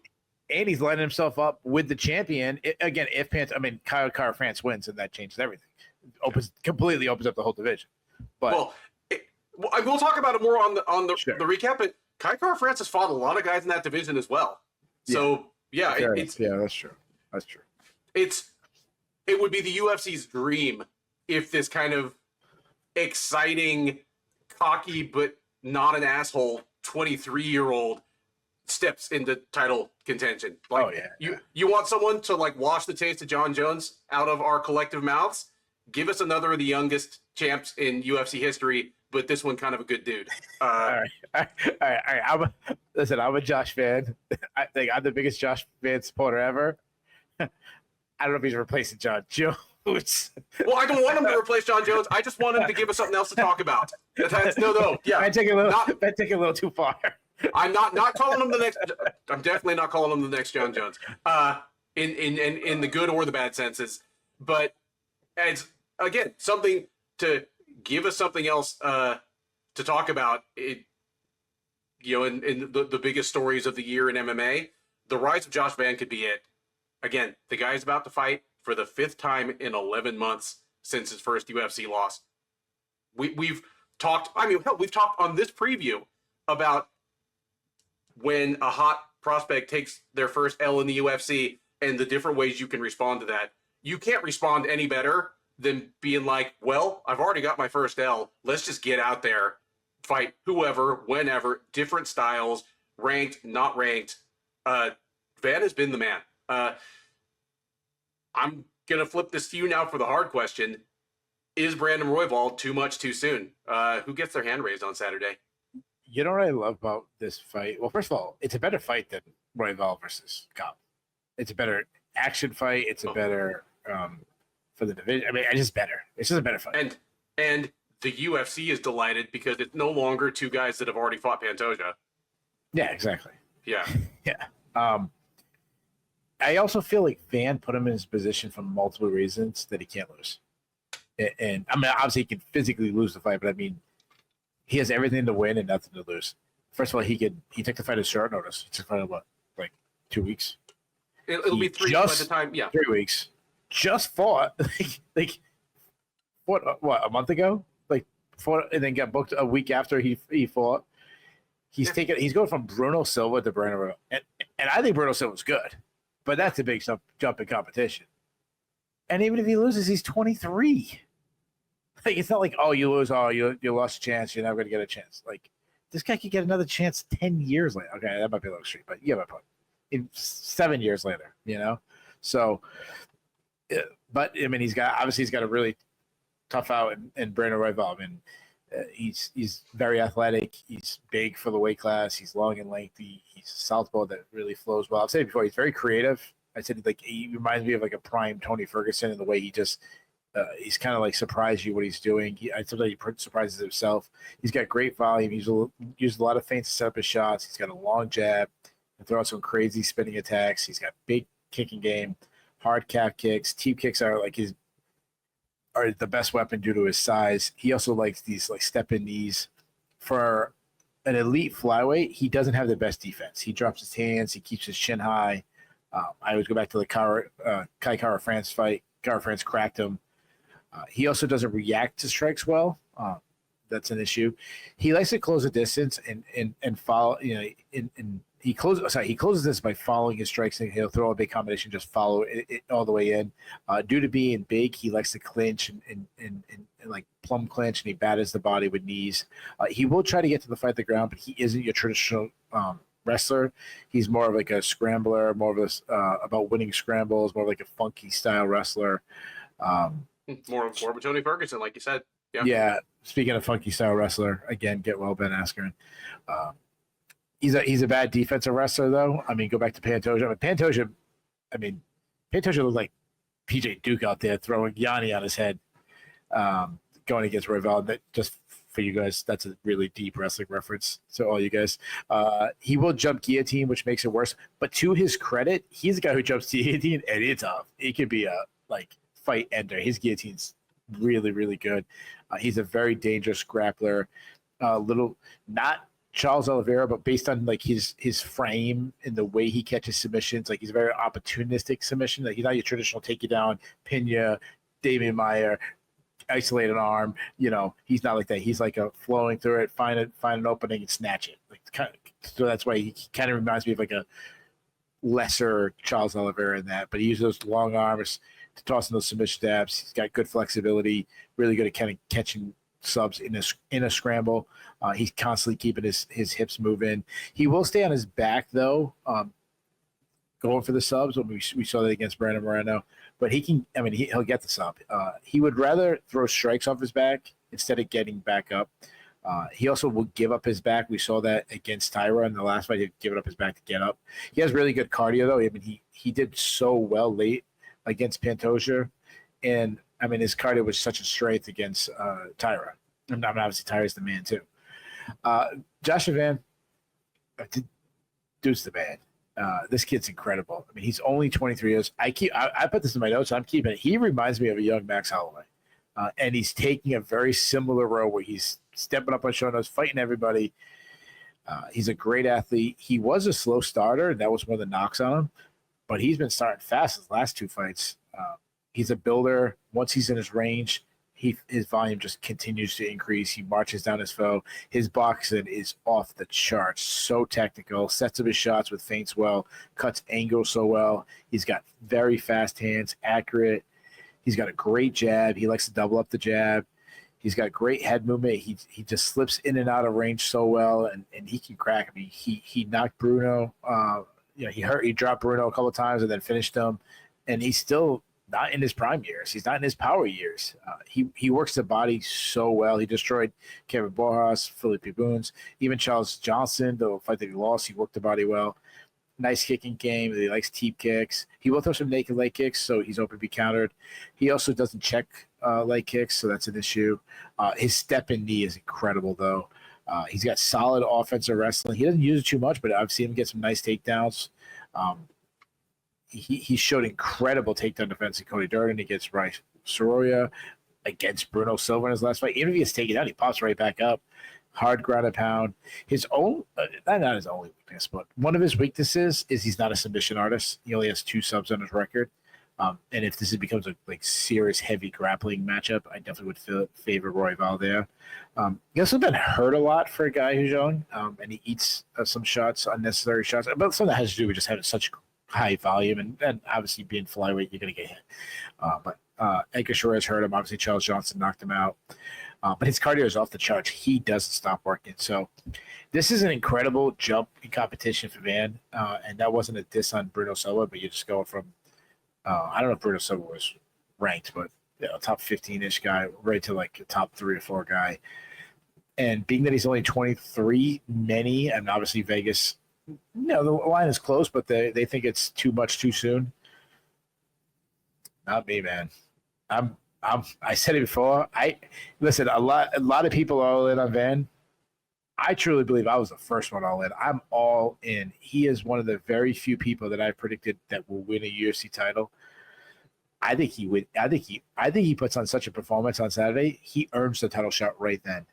I think Royval. I think Royval will do well. And Royval does well against Pantoja. Royval has never not done well, other than get cracked.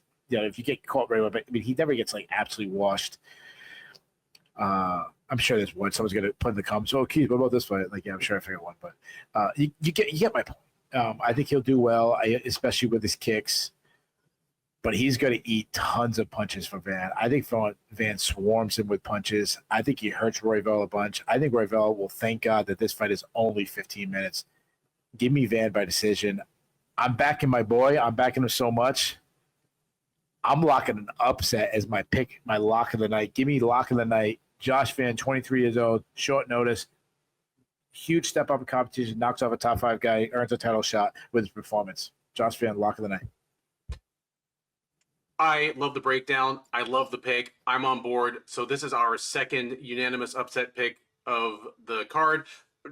Only time will tell whether it is still an upset by the time they walk into the cage. Your breakdown of the skills, I can add nothing to that. What I'll simply say is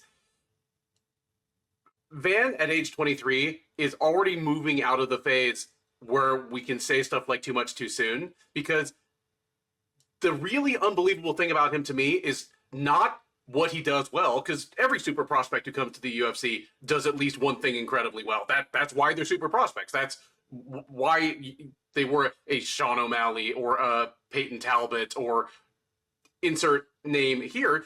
They were something they did at an outstanding level. What's unbelievable about Van is how quickly he has closed the holes in his game. The list of things, his vulnerabilities, his weaknesses, was already pretty short 2 years ago when he got to the UFC. It's closing up. He's turning into a guy already at 23 that doesn't lose fights he should win.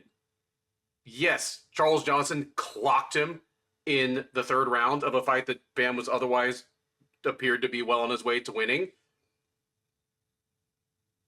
And fair play to Johnson. That was a great win for him. It's a win that has aged well and will continue to age well. But if you're sticking contenders in against him, and your best chance of those guys beating Van is to catch him with one huge punch in a fight that he was otherwise controlling, that's not a real good feeling. Royval is wild and entertaining almost to a fault. I mean, this whole division is full of incredibly aggressive, exciting fighters. But I think Van's just going to ignore all the noise. He's going to show himself to be a more composed, defensively sound, technically sound striker. I think this thing only goes to the ground at the time, place, and situation of Van's choosing, and probably only if Royval's already hurt. So, yeah. I don't usually indulge in a lock of the night type thing, but for a fight that's almost a pick'em right now, the ways Royval wins all seem kind of like outside possibilities to me. This feels like a really solid pick for Van for me as well.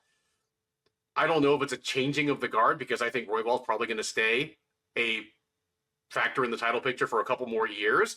It's just going to be a serious level up moment for one of the best prospects in the entire sport. Give me Van by decision as well. That brings us to the co-main event of UFC 317, a men's flyweight title fight between your defending champ, Alexandre Pantoja, and challenger, Kai Kara-France. Pantoja, the 35-year-old Brazilian, is 29-5 overall. He is 13-3 since joining the UFC out of season 24 of The Ultimate Fighter. He's on a 7-fight win streak since dropping a decision to Askar Askarov 5 years ago. A run that has seen him win the title and, at this point, defend it multiple times. He fought twice last year, picking up a very close 5-round decision over Steve Erceg at UFC 301 in May, then coming back in December and destroying Kai Asakura at UFC 310. It was Asakura's arrival in the UFC as the former Ryzen champ. They slotted him right into a title shot, and Pantoja made it look kind of easy. He will look for his 8th straight win in the form of a somewhat familiar face in the form of Kara-France. 32-year-old New Zealander is 25-11 with 1 no contest overall. He's 8-4 in the UFC. He's coming in off a win. He fought just once last year. It was at UFC 305 in August, where he knocked out Erceg in the first round. Prior to that, he had been on a 2-fight losing streak against Brandon Moreno and Amir Albazi. He is, of course, a former UFC interim title challenger. And, of course, these two have already fought once. It was for much different stakes. It was 9 years ago. It was on The Ultimate Fighter 24. And Pantoja at that time took a unanimous decision. Whether that is relative to who they are as fighters or not is open for discussion. But for whatever reason, Pantoja is a comfortable favorite right now. He is minus 270, Kara-France plus 230. Keith, I did go back and kind of revisit the Pantoja versus Kara-France fight. Interestingly, obviously, it's 9 years later. They were fighting on tough, which means, they were living in a less than ideal training situation. They were having to make weight possibly 3 times in 8 weeks. Yeah. But having said that, in broad strokes, they really do look like similar. Yeah, not their coaches, like I say, far from an ideal. Camp. Yeah. Yeah. But having said all that, it's not like they were Sorry to try to. What a successful season of tough. When we talk about all-time successful seasons, that one's got to be up there. With the amount of guys that came off that season that are top guys in a division all these years later. It formed. It did what tough is supposed to do. It formed the backbone of the division ever since. Like Brandon Moreno, Kara-France, Alexandre Pantoja, like basically the entire cast of contenders for the next decade. That was 2016. It was 9 years ago, and 2 of those guys are rematching for the title. Who's the coaches? Sorry, I keep interrupting. Who's the coach? No, it's fine. Tough 24. Sorry, all right, just sorry. Doug, I'll find. I'll look it up this time. Finish your point. Benavidez versus Cejudo. Good coaches too. Yeah. Dude, especially for flyweight. That makes sense. Yeah. The only thing would have been better if it was like take out Cejudo and put DJ. Just because like Cejudo isn't your when I think of flyweights, like Cejudo's at like both. The tweener. Well, yeah, the two, at that time the 2 best, Benavidez and DJ. But okay. I am so glad that Kara-France is in the UFC men's flyweight division. It's nice to have a different, a guy that kind of paddles upstream against the way the division is. Obviously, it's the lightest men's division in the UFC, basically in the sport. The top 10 of, top 15, the entire division is full of athletic, well-rounded fighters. And the cool thing about men's flyweight for me has always been that the very top people, where you normally get a little more conservative, either you get more conservative or you get to the top 5 because you were more conservative and more defensively sound. It kind of, weeds out the real wild men. That never happened. Like Brandon Moreno, Davison Figueiredo, Alex Perez, Pantoja, Royval, they're all super aggressive guys. And it's one of the reasons all their fights have been so incredible. It's also one of the reasons that since Demetrius Johnson, nobody has really buckled down and held that belt for a while. Just they're all wild men. Kara-France is the exception. So much about him to me feels like they took a lightweight or a welterweight and just kind of aimed a shrink ray on him. Because he's a big guy for the weight class, and it doesn't show in the tail of the tape. Like when they put the tail of the tape out, Pantoja and Kara-France will both be 5'5" or 5'6". They'll both be 125 pounds, unless knock on wood.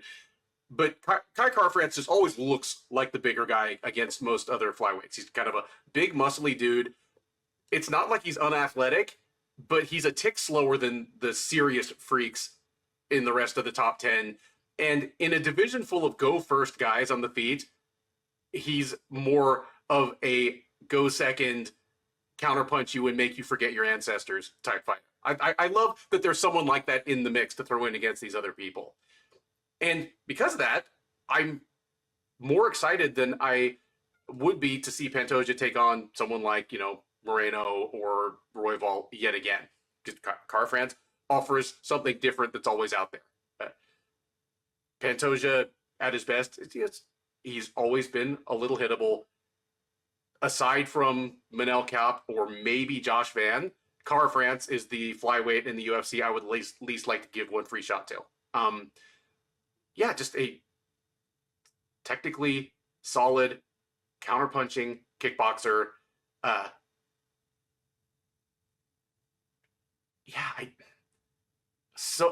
A lot of me wants to pick the upset here. Pantoja's not that old in years. I mean, he is like 35, I think. Yeah, he's 35. But it's years and miles. Yeah, at flyweight. That's incredible. At flyweight, where he's so underrated. Historically. I keep interrupting you, but historically. Yeah, historically underrated.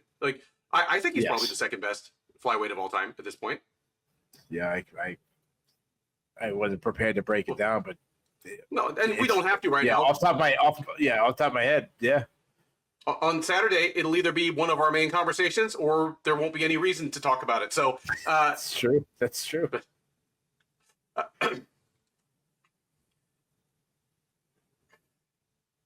But Pantoja still throws higher volume. He still throws a greater variety of strikes, and I think there's no comparison in the ground game. Kara-France has gotten better capable of taking care of himself on the ground, but Pantoja is a sensational grappler, and he's one of the few guys, especially at flyweight, that he can do it both ways. He can be positionally sound and just, win the round, wear the guy down. If he gives me his back or he gives me mount, sure, let's go. Or he can be like, okay, let's do the Looney Tunes like Cloud of Dust, dogfight. Royval doesn't have that. Royval can do the Cloud of Dust dogfight and struggles in the more buckled down, positionally sound scenarios. Pantoja is one of the few guys that can do both. I think this mostly just boils down to Pantoja getting Kara-France to the ground, going to work there, winning rounds that way by putting Kara-France in peril, forcing him on the defensive, making him actually defend submissions, landing ground and pound. I think Pantoja's ground and pound is actually a bit underrated. His highlight reel has a ton of submissions on it, but he gets to a lot of those by making people's lives miserable with punches and elbows, a little bit like Charles Oliveira that we're going to talk about in a minute. And coming the other way for Kara-France, in order to win this thing, he either needs to clock Pantoja a few times really hard and just win the fight outright, knock him out, or catch him enough times that it changes Pantoja's approach. And he's like, oh, I don't want to kickbox with this guy. And that's when we start getting weirder, lower percentage, more desperate takedown attempts. I could see that happening, but I think the first possibility is more likely. Give me Pantoja to win probably 3 rounds out of 5, 4 rounds out of 5 in just yet another instant classic men's flyweight title fight. But having said all that, I think the upset potential is much greater than the line suggests, and is frankly much greater than it was in Pantoja's rematches with people like Royval and Moreno. Kara-France just brings unique challenges, among the top 5, top 10 of this division, and I'm excited to see how Pantoja reacts. Yeah, it's funny as we, and I say this, I've said this to you a million times. We break down pay-per-views, big cards. As we start talking about the fights, I get more and more excited now when we get into the nitty-gritty.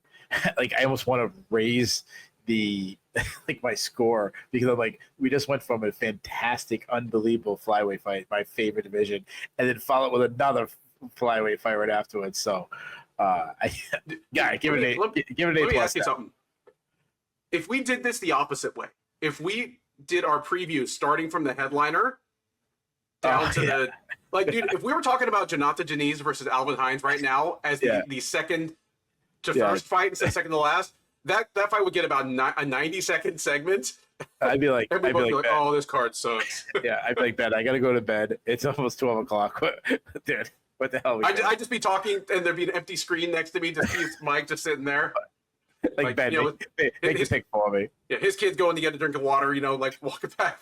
The scroll of picks at the end, it just goes like this, and it's just Ben's side, and it just looks like 6 fights, and just nothing on my side. This fight is, what a fun fight. Pantoja is such a well-rounded fighter, and I know I sound like a broken record when I say this. He's known for his grappling, and obviously I understand why, because his grappling is incredible. But his striking is so grossly underrated. And I did it myself. I used to always view him as a grappler. I was like, no, dude, he is such a good striker. He's got high volume. He's got quick hands. He likes to stand on the outside and kind of just low, and then suddenly he crashes into the pocket, and he's throwing big punches in combination. He's so good at mixing up his speeds when he attacks. Kind of like a softball pitcher or baseball pitcher. Sit back. You give him the fastball. All right, now give him the changeup. Now the way he's coming in, he gets inside the pocket and he lands big shots. He loves to brawl. He's the guy. He's willing to eat a shot because he doesn't really move his head enough, but he'll stay in there and he's going to land a big shot of his own. And he just trusts he's got the power. We saw him start. It's a while ago, but we saw him start Wilson Hayes. He starts match now, but he dropped Brandon Moreno. He hurt Brandon Ravel. He's hurt guys over and over in every single fight. Asakura, he hurt.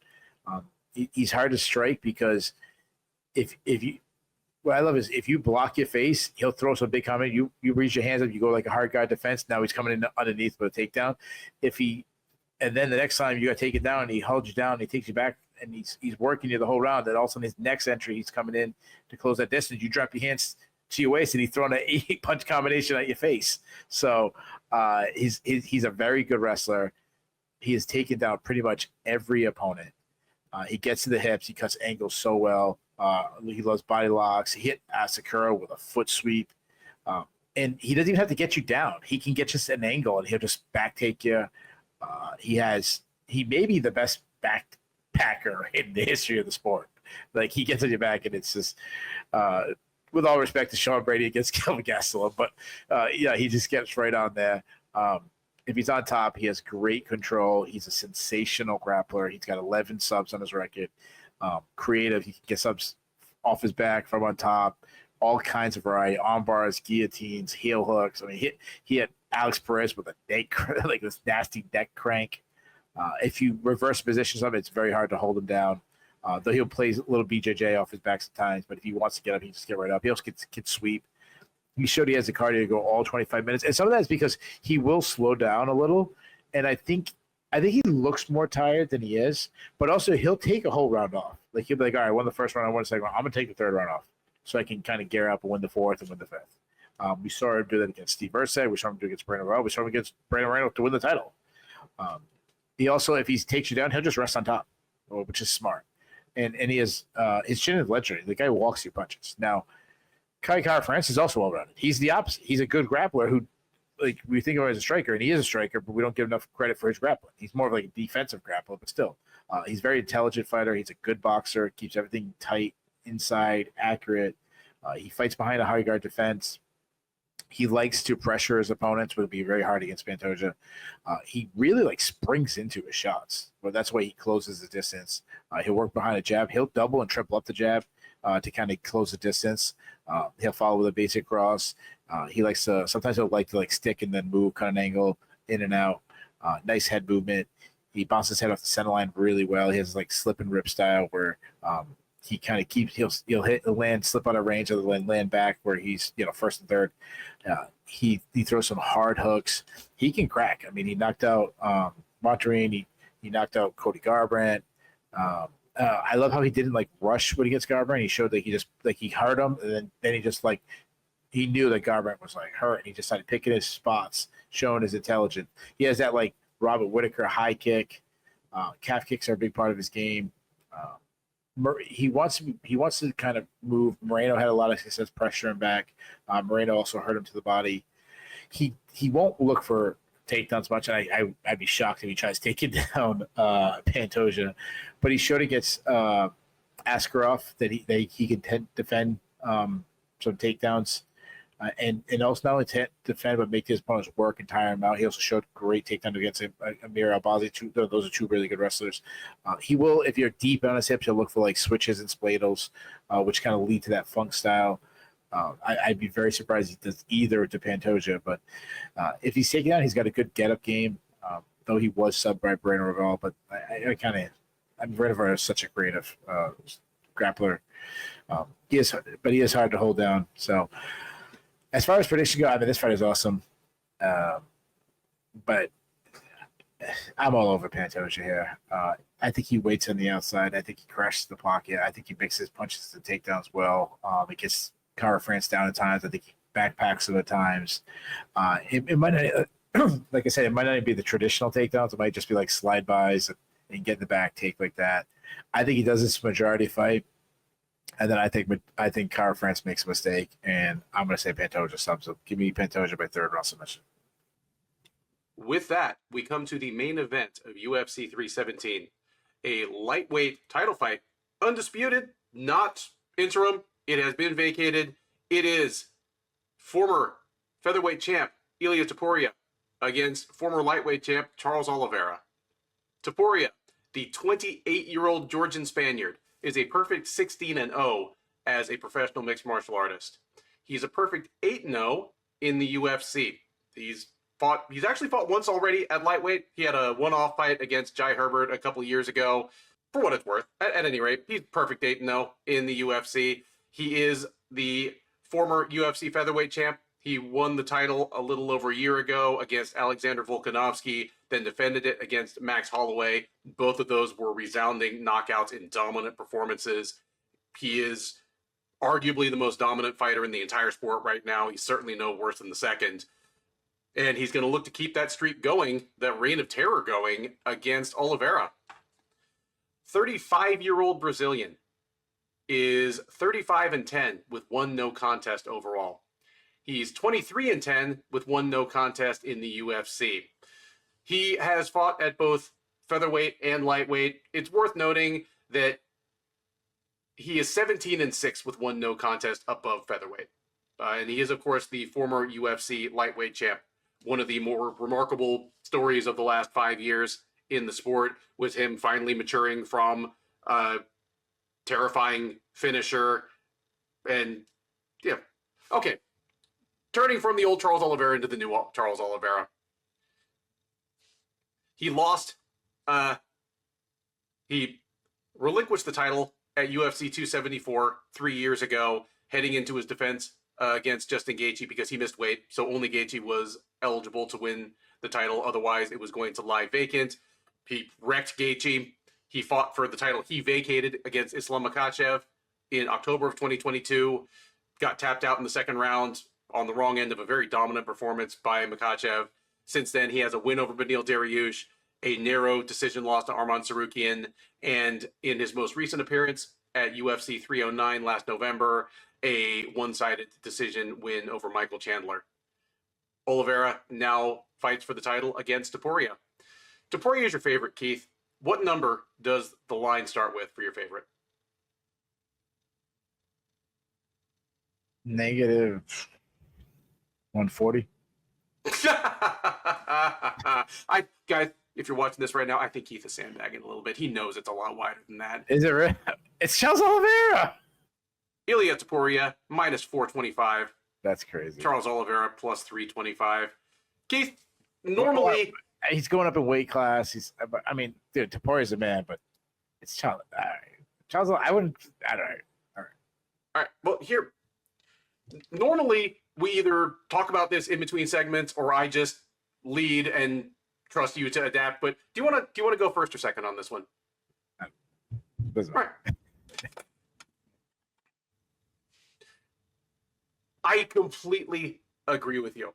Charles Oliveira, if you're a regular viewer of our show, you're probably tired of me bringing this up, but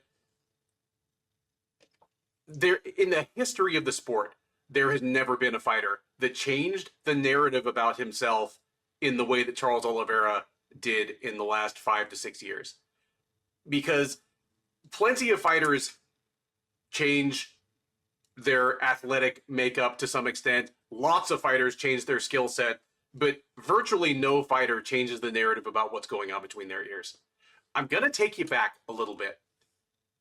I'm going to take you back to December 2017, UFC 218, when Charles Oliveira took on Paul Felder. First round, Oliveira is wrecking Felder. He takes him down easily. Like, Paul Felder, who is a big lightweight and a guy that knows how to wrestle and grapple, takes Felder down easily. Felder gets up, returns him to the canvas easily. Has Felder fighting off a rear naked choke that turns into a face crank that anyone who wasn't Paul Felder might have tapped right then. Yeah. The round ends.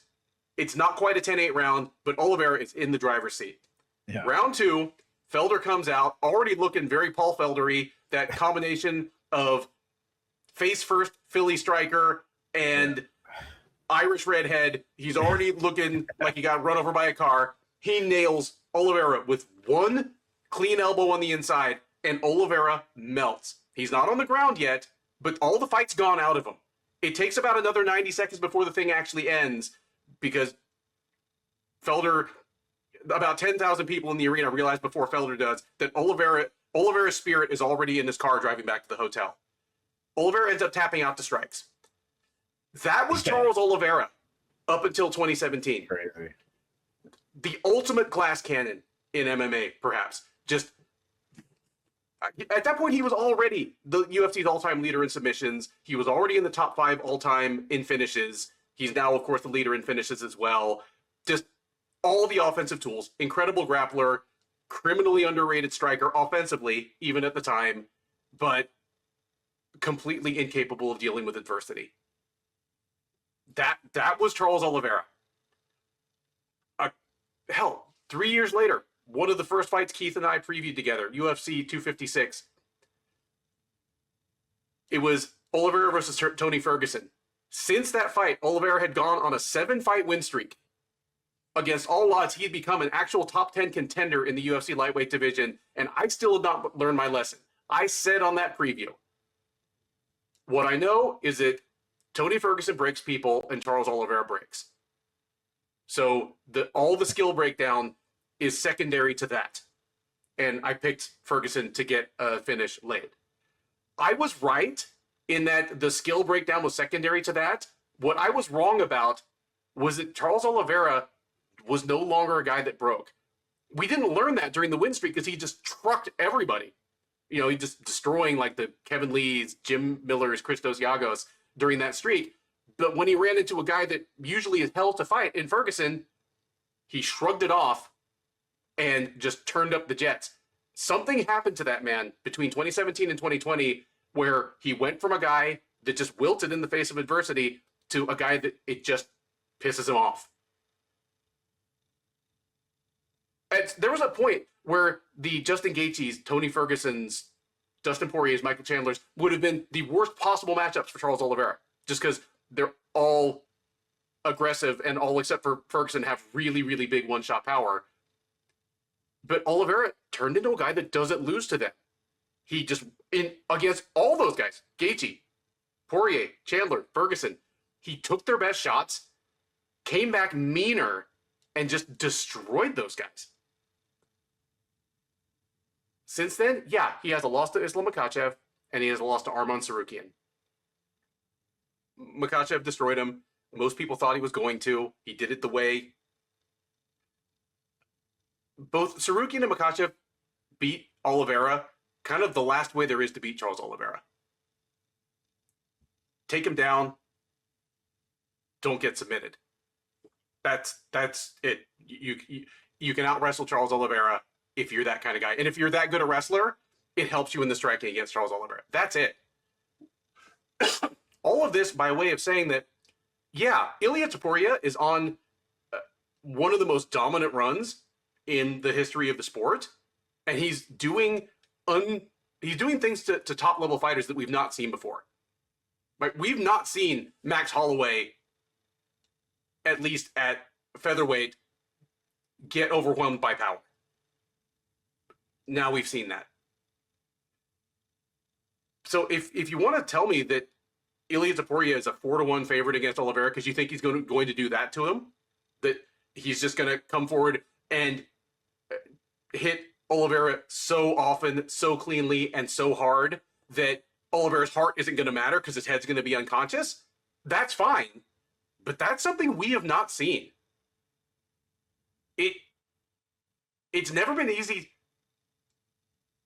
It's never been easy to knock Oliveira out. In fact, I don't know that he ever has been.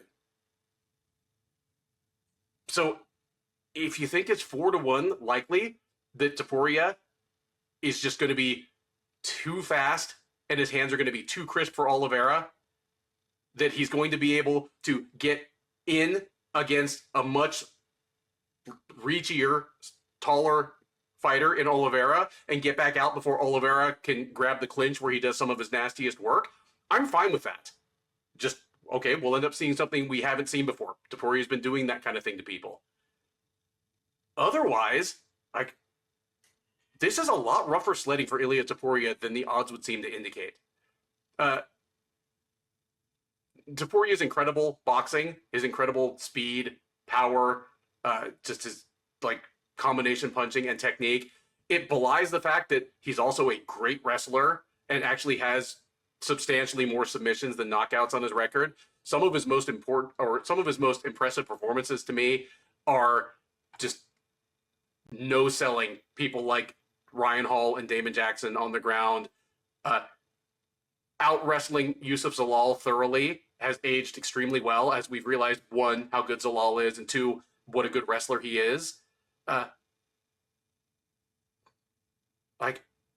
I'm chickening out from picking this fight. One, no fight with a line this wide has any right to be as exciting as this one is. Like, when was the last time you were this excited for a fight that had a 4-1 favorite in it? Like, yeah. Yes. But yeah, the kid shouldn't be that high. Yeah. I am leaning Topuria here. Ultimately, as dangerous a grappler as Charles Oliveira is, again, he's the UFC's all-time leader in submissions, and he was that like 12 or 15 fights ago. He is his submission record in the UFC is going to be one of the longer standing ones, I think, just to have the kind of longevity, and success that you would need.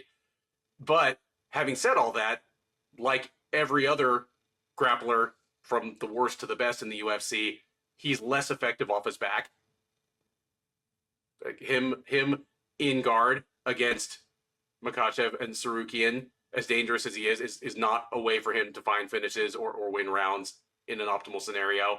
And thinking of the way Topuria ragdolled people like, again, Ryan Hall, Bryce Mitchell on the ground,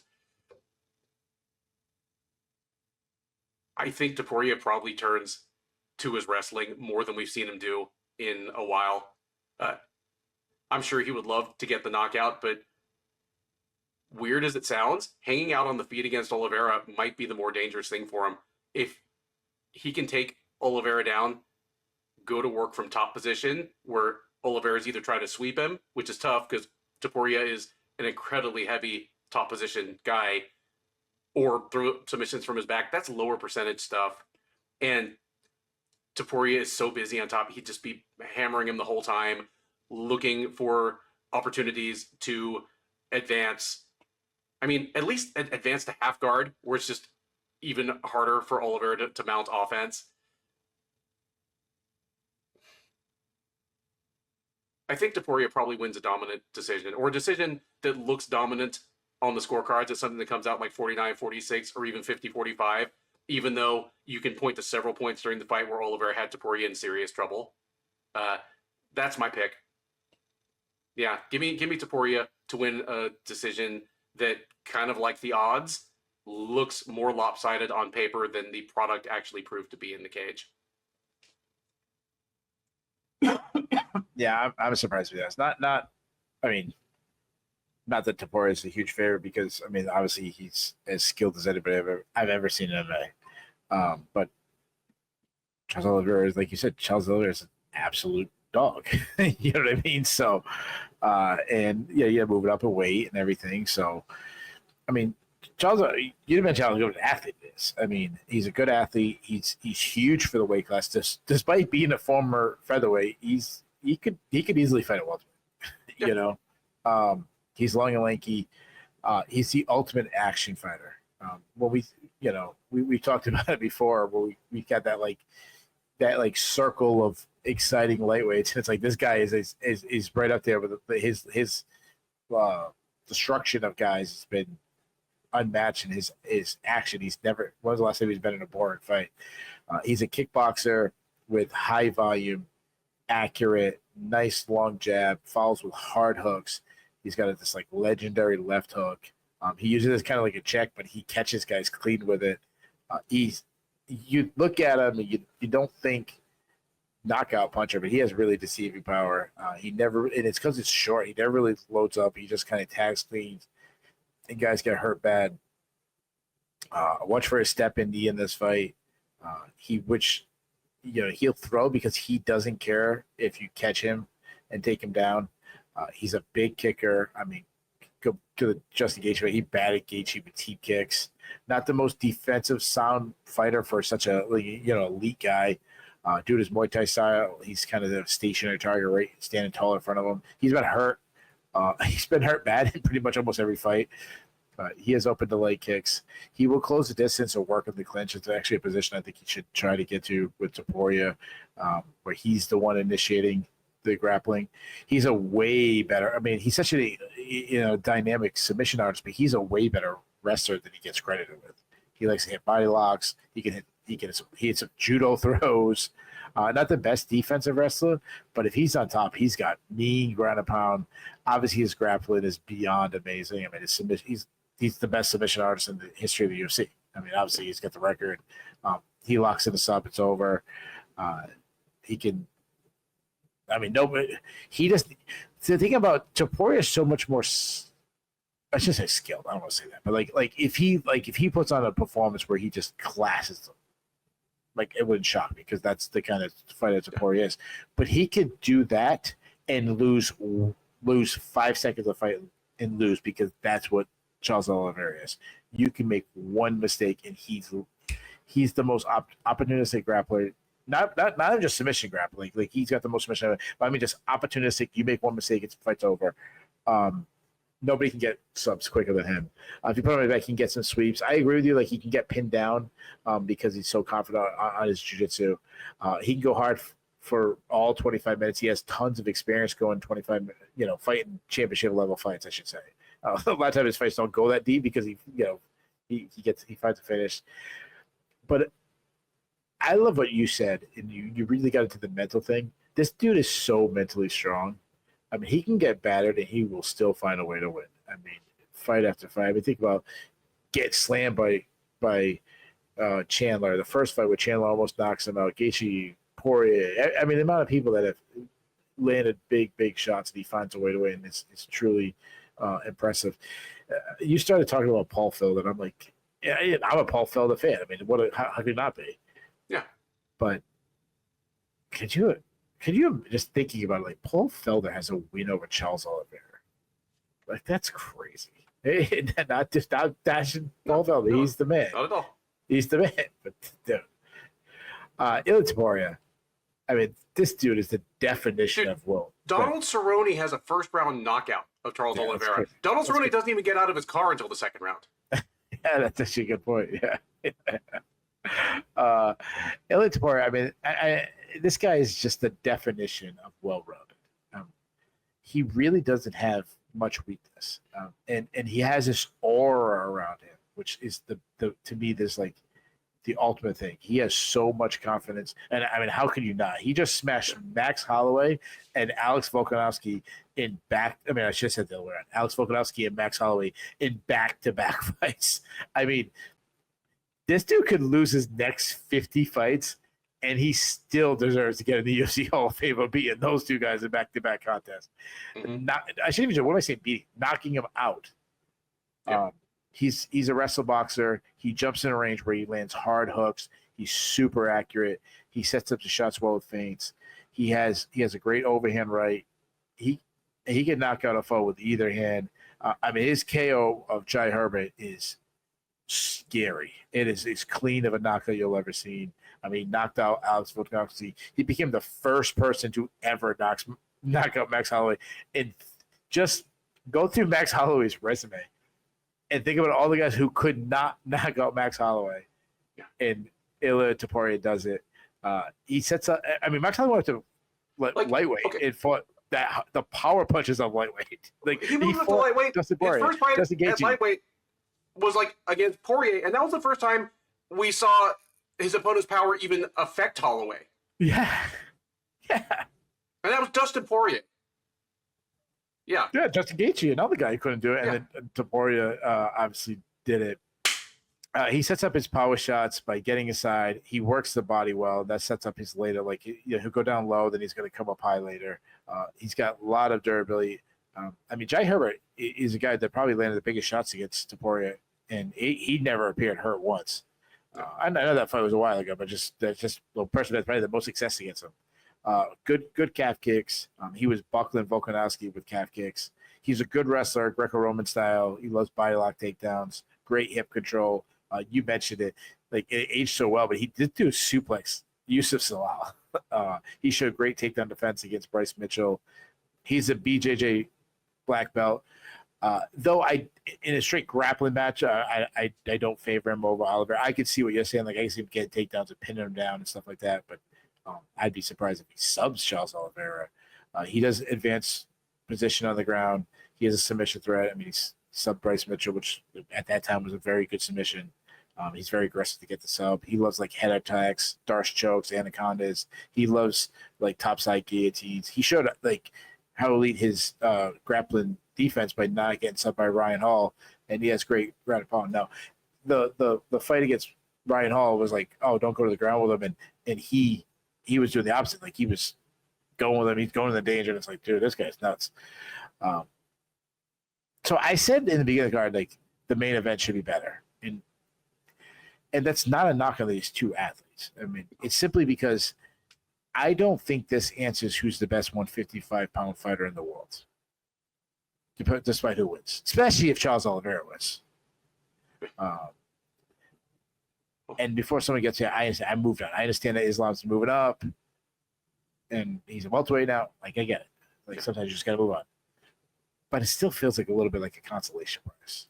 Yes. Like, Topuria moving up to 155 was just like, holy shit, how big is this guy's balls? He just beat Volkanovski and Holloway in back-to-back fights, and he ain't satisfied with the champ. He wants to take Islam's crown because nobody has come, like, in recent history, nobody's looked like nobody's had.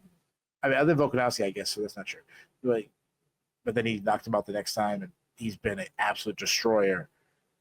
Oh my God, this guy's even that's the aura that he has. That's the confidence he has that he's going to go up in weight class, be way undersized, and try to take out the best pound-for-pound fighter in the world. So that's why it feels like consolation. Like, no, he gets Charles Oliveira again. Now, this is still an incredible matchup. The line should be closer. Both guys are amazing. Oliveira should have a massive size advantage. He might be able to grab Topuria, bull him against the cage. I really think that's his best out of victory. I think knees up the middle would be another thing. I think kicks, long straight shots down the pipe. Maybe try to sneak a takedown himself. Obviously, he can get a submission anywhere. Topuria has the speed advantage. I think even though he's smaller, and I think Charles Oliveira's he doesn't get enough credit for his power. I still would say the power is a Topuria's advantage, especially moving up to 155. I think he's a guy who'll be able to carry power with him. He may have the wrestling advantage. Topuria's already knocked out two legends back to back. I wonder if he's going to be headhunting, trying to get three in a row. and that's a little worrisome because I do think mixing in takedowns would help him secure a victory, but sometimes when people knocking guys out, they really want that spectacular moment. I think he does 3 in a row. He hits too hard, and Oliveira is too hittable for me. I said, you're saying he's a wrestler, and you're saying that you don't think he's going to catch Oliveira. I think he's gonna. I know Oliveira's bigger and he's longer. Max Holloway was the same way. Max Holloway was a very similar build, and he was able to get inside and land a big shot against Oliveira. I think he lands a big blow in the second round, drops him. I think he follows up with big blows. I see Topuria does it again. And we're talking about, is he the pound king? Give me Topuria by second round TKO. And there you have it. The Sherdog Radio Network preview for UFC 317, Topuria versus Oliveira, which takes place on Saturday at T-Mobile Arena in Las Vegas. I have been Ben. He has been Keith. Thank you for watching. If this is your first time watching or listening to one of our preview shows, we hope you enjoyed it. We do our best to bring a mix of in-depth analysis and occasional humorous or historic asides that we think we do as well as just about anybody in this business. Please do like, subscribe. Neither of those things cost you anything. They make our bosses happy. They allow us to continue bringing you this content free of charge. Please drop us a comment. Keith and I both man the comment section. We'd love to hear your take on these fights. We've each picked several upsets. If you think any of those picks are dead wrong, or you think we left any upset money on the table, let us know in the comments. If you're right and we're wrong, we will definitely give you your flowers on the recap. You just have to show up and collect them.